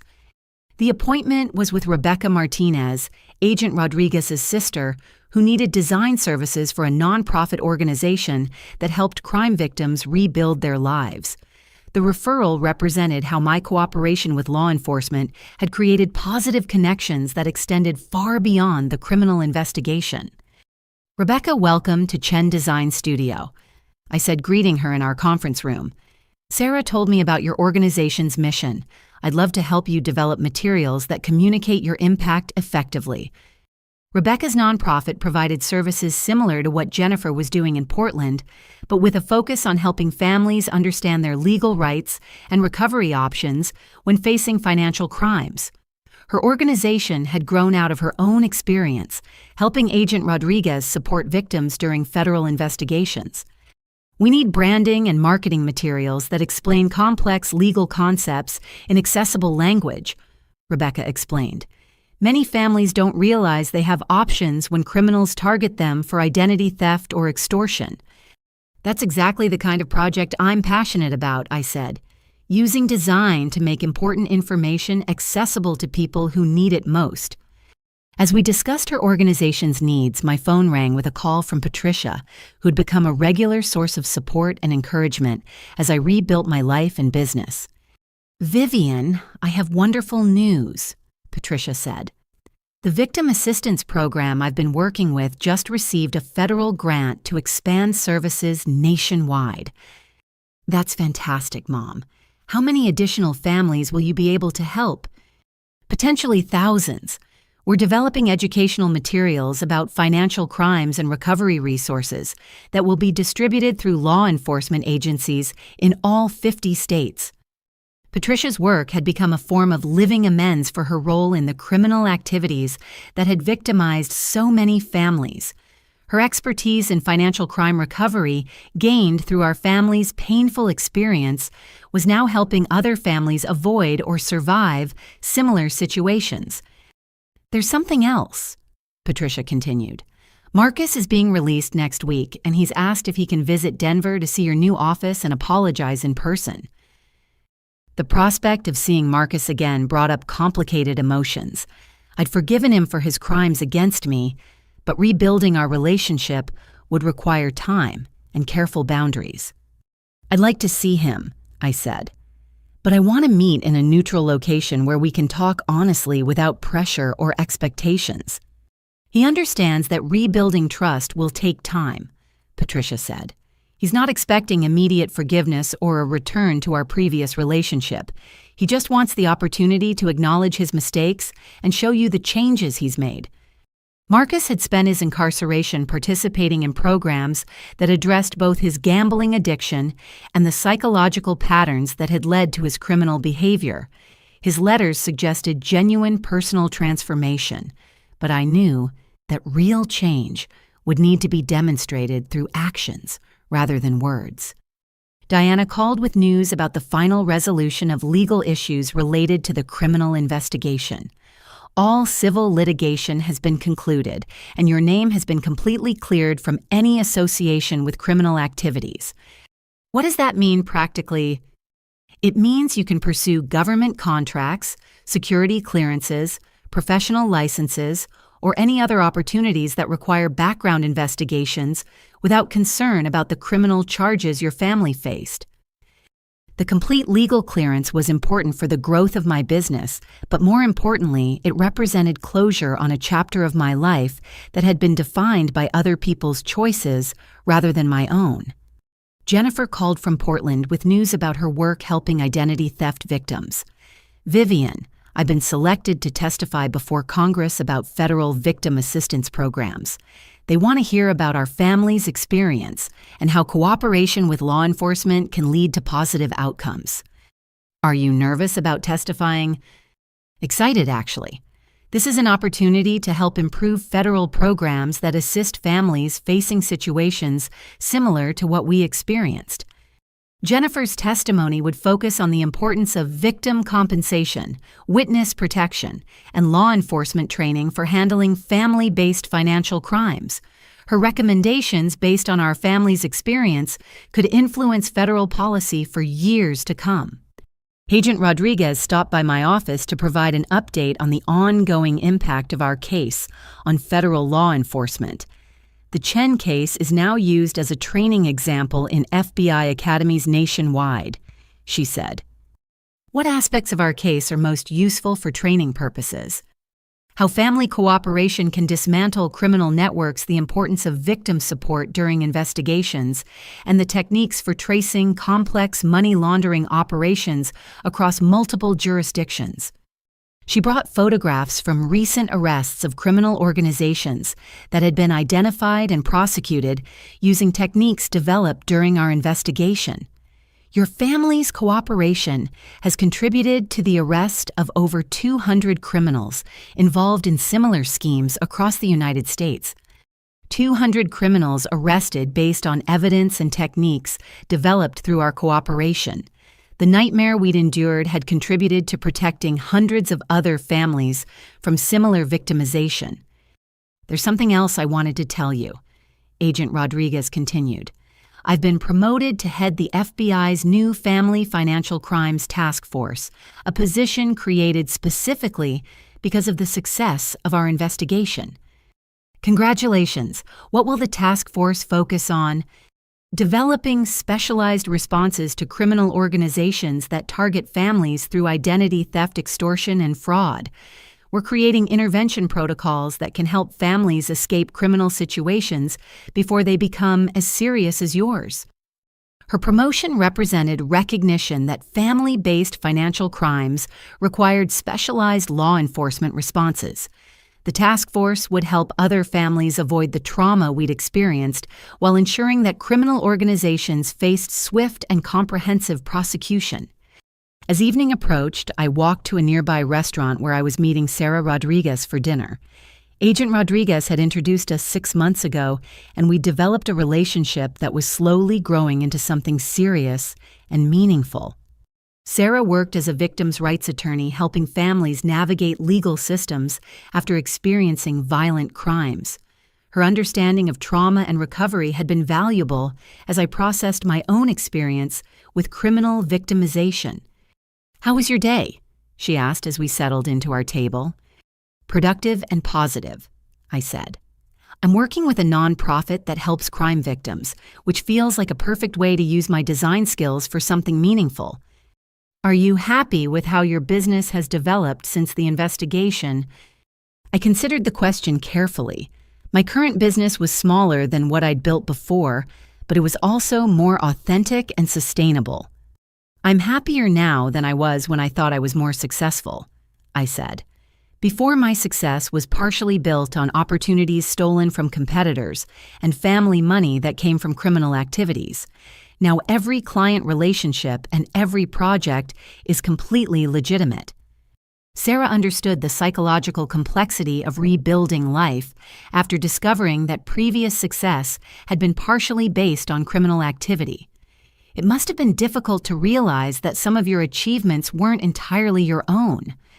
Devastating initially, but also liberating once I started building something completely clean and honest. Now I know that every success is genuine. As we talked about our respective work helping crime victims, I realized how much my perspective on success and family relationships had changed over the past year. Previously, I'd measured success primarily in financial terms and family relationships primarily in terms of obligations and expectations. "What's the most important thing you've learned from everything you've experienced?" Sarah asked. "That being called useless by people who are using you is actually valuable information about their character, not yours," I said. "And that walking away from toxicity, even when it's difficult and dangerous, is often the most useful thing you can do for yourself and the people you really care about." Sarah smiled at the wordplay. "So being called useless led to your most useful decision." "Exactly. My family's criticism revealed their true values and priorities. They needed my money but resented my ability to earn it. They depended on my generosity but treated me like their charity case. That dynamic was never going to lead to healthy relationships. And now my relationships with family members are based on honesty and mutual respect rather than financial dependence and emotional manipulation. We're building healthier connections because we're all taking responsibility for our own choices and consequences. As we finished dinner, my phone buzzed with a text message from Marcus, who was preparing for his release from federal prison. "Vivian, I know rebuilding our relationship will take time and proof that I've changed. I'm ready to do the work required to earn back your trust." I showed the message to Sarah, who understood the complexity of family relationships after criminal behavior. "How do you feel about reconnecting with him?" "Cautiously optimistic," I said. "His letters suggest genuine personal growth, but I'll need to see consistent change behavior over time before I can fully trust him again." That's a healthy approach. You can be open to reconciliation without being naive about the work required to rebuild trust. We walked back toward my apartment, passing the building where my office had been vandalized during the criminal organization's retaliation campaign. The space now housed a small restaurant, but seeing it reminded me of how far I'd come from those terrifying early days of the investigation. Do you ever regret cooperating with the FBI instead of trying to pay the criminal organization? Sarah asked. Never. Paying them would have solved an immediate problem while creating long-term dependence on people who made money by destroying families. Cooperating with law enforcement was harder initially, but it led to genuine resolution and positive change. As we reached my apartment building, I reflected on how dramatically my life had changed since that dinner when I finally stood up to my family's financial and emotional manipulation. My business was smaller but more honest. My family relationships were healthier because they were based on truth rather than deception. My sense of self-respect was stronger because I'd chosen courage over convenience when facing impossible circumstances. Most importantly, I'd learned that real success comes from building something authentic rather than impressive, and that real family relationships are based on mutual support rather than one-sided dependency. The criminal organization that had threatened my family was permanently dismantled. Dozens of other families had been saved from similar victimization. Federal law enforcement had better tools for fighting organized crime. Victim compensation programs had been improved to help families recover from financial crimes. "There's something I want to ask you," Sarah said as we stood outside my building. "What is it? How do you feel about the future now? Are you optimistic about what comes next?" I looked up at the stars visible above Denver's skyline, thinking about everything I'd survived and everything I'd learned about resilience, integrity, and the importance of choosing courage over fear. "I'm optimistic because I know I can survive difficult circumstances and make good choices even under pressure," I said. "I'm optimistic because I've built something genuine that can't be destroyed by other people's lies or criminal behavior." And personally, are you optimistic about relationships and family? I'm optimistic because I've learned to recognize the difference between people who love me and people who use me.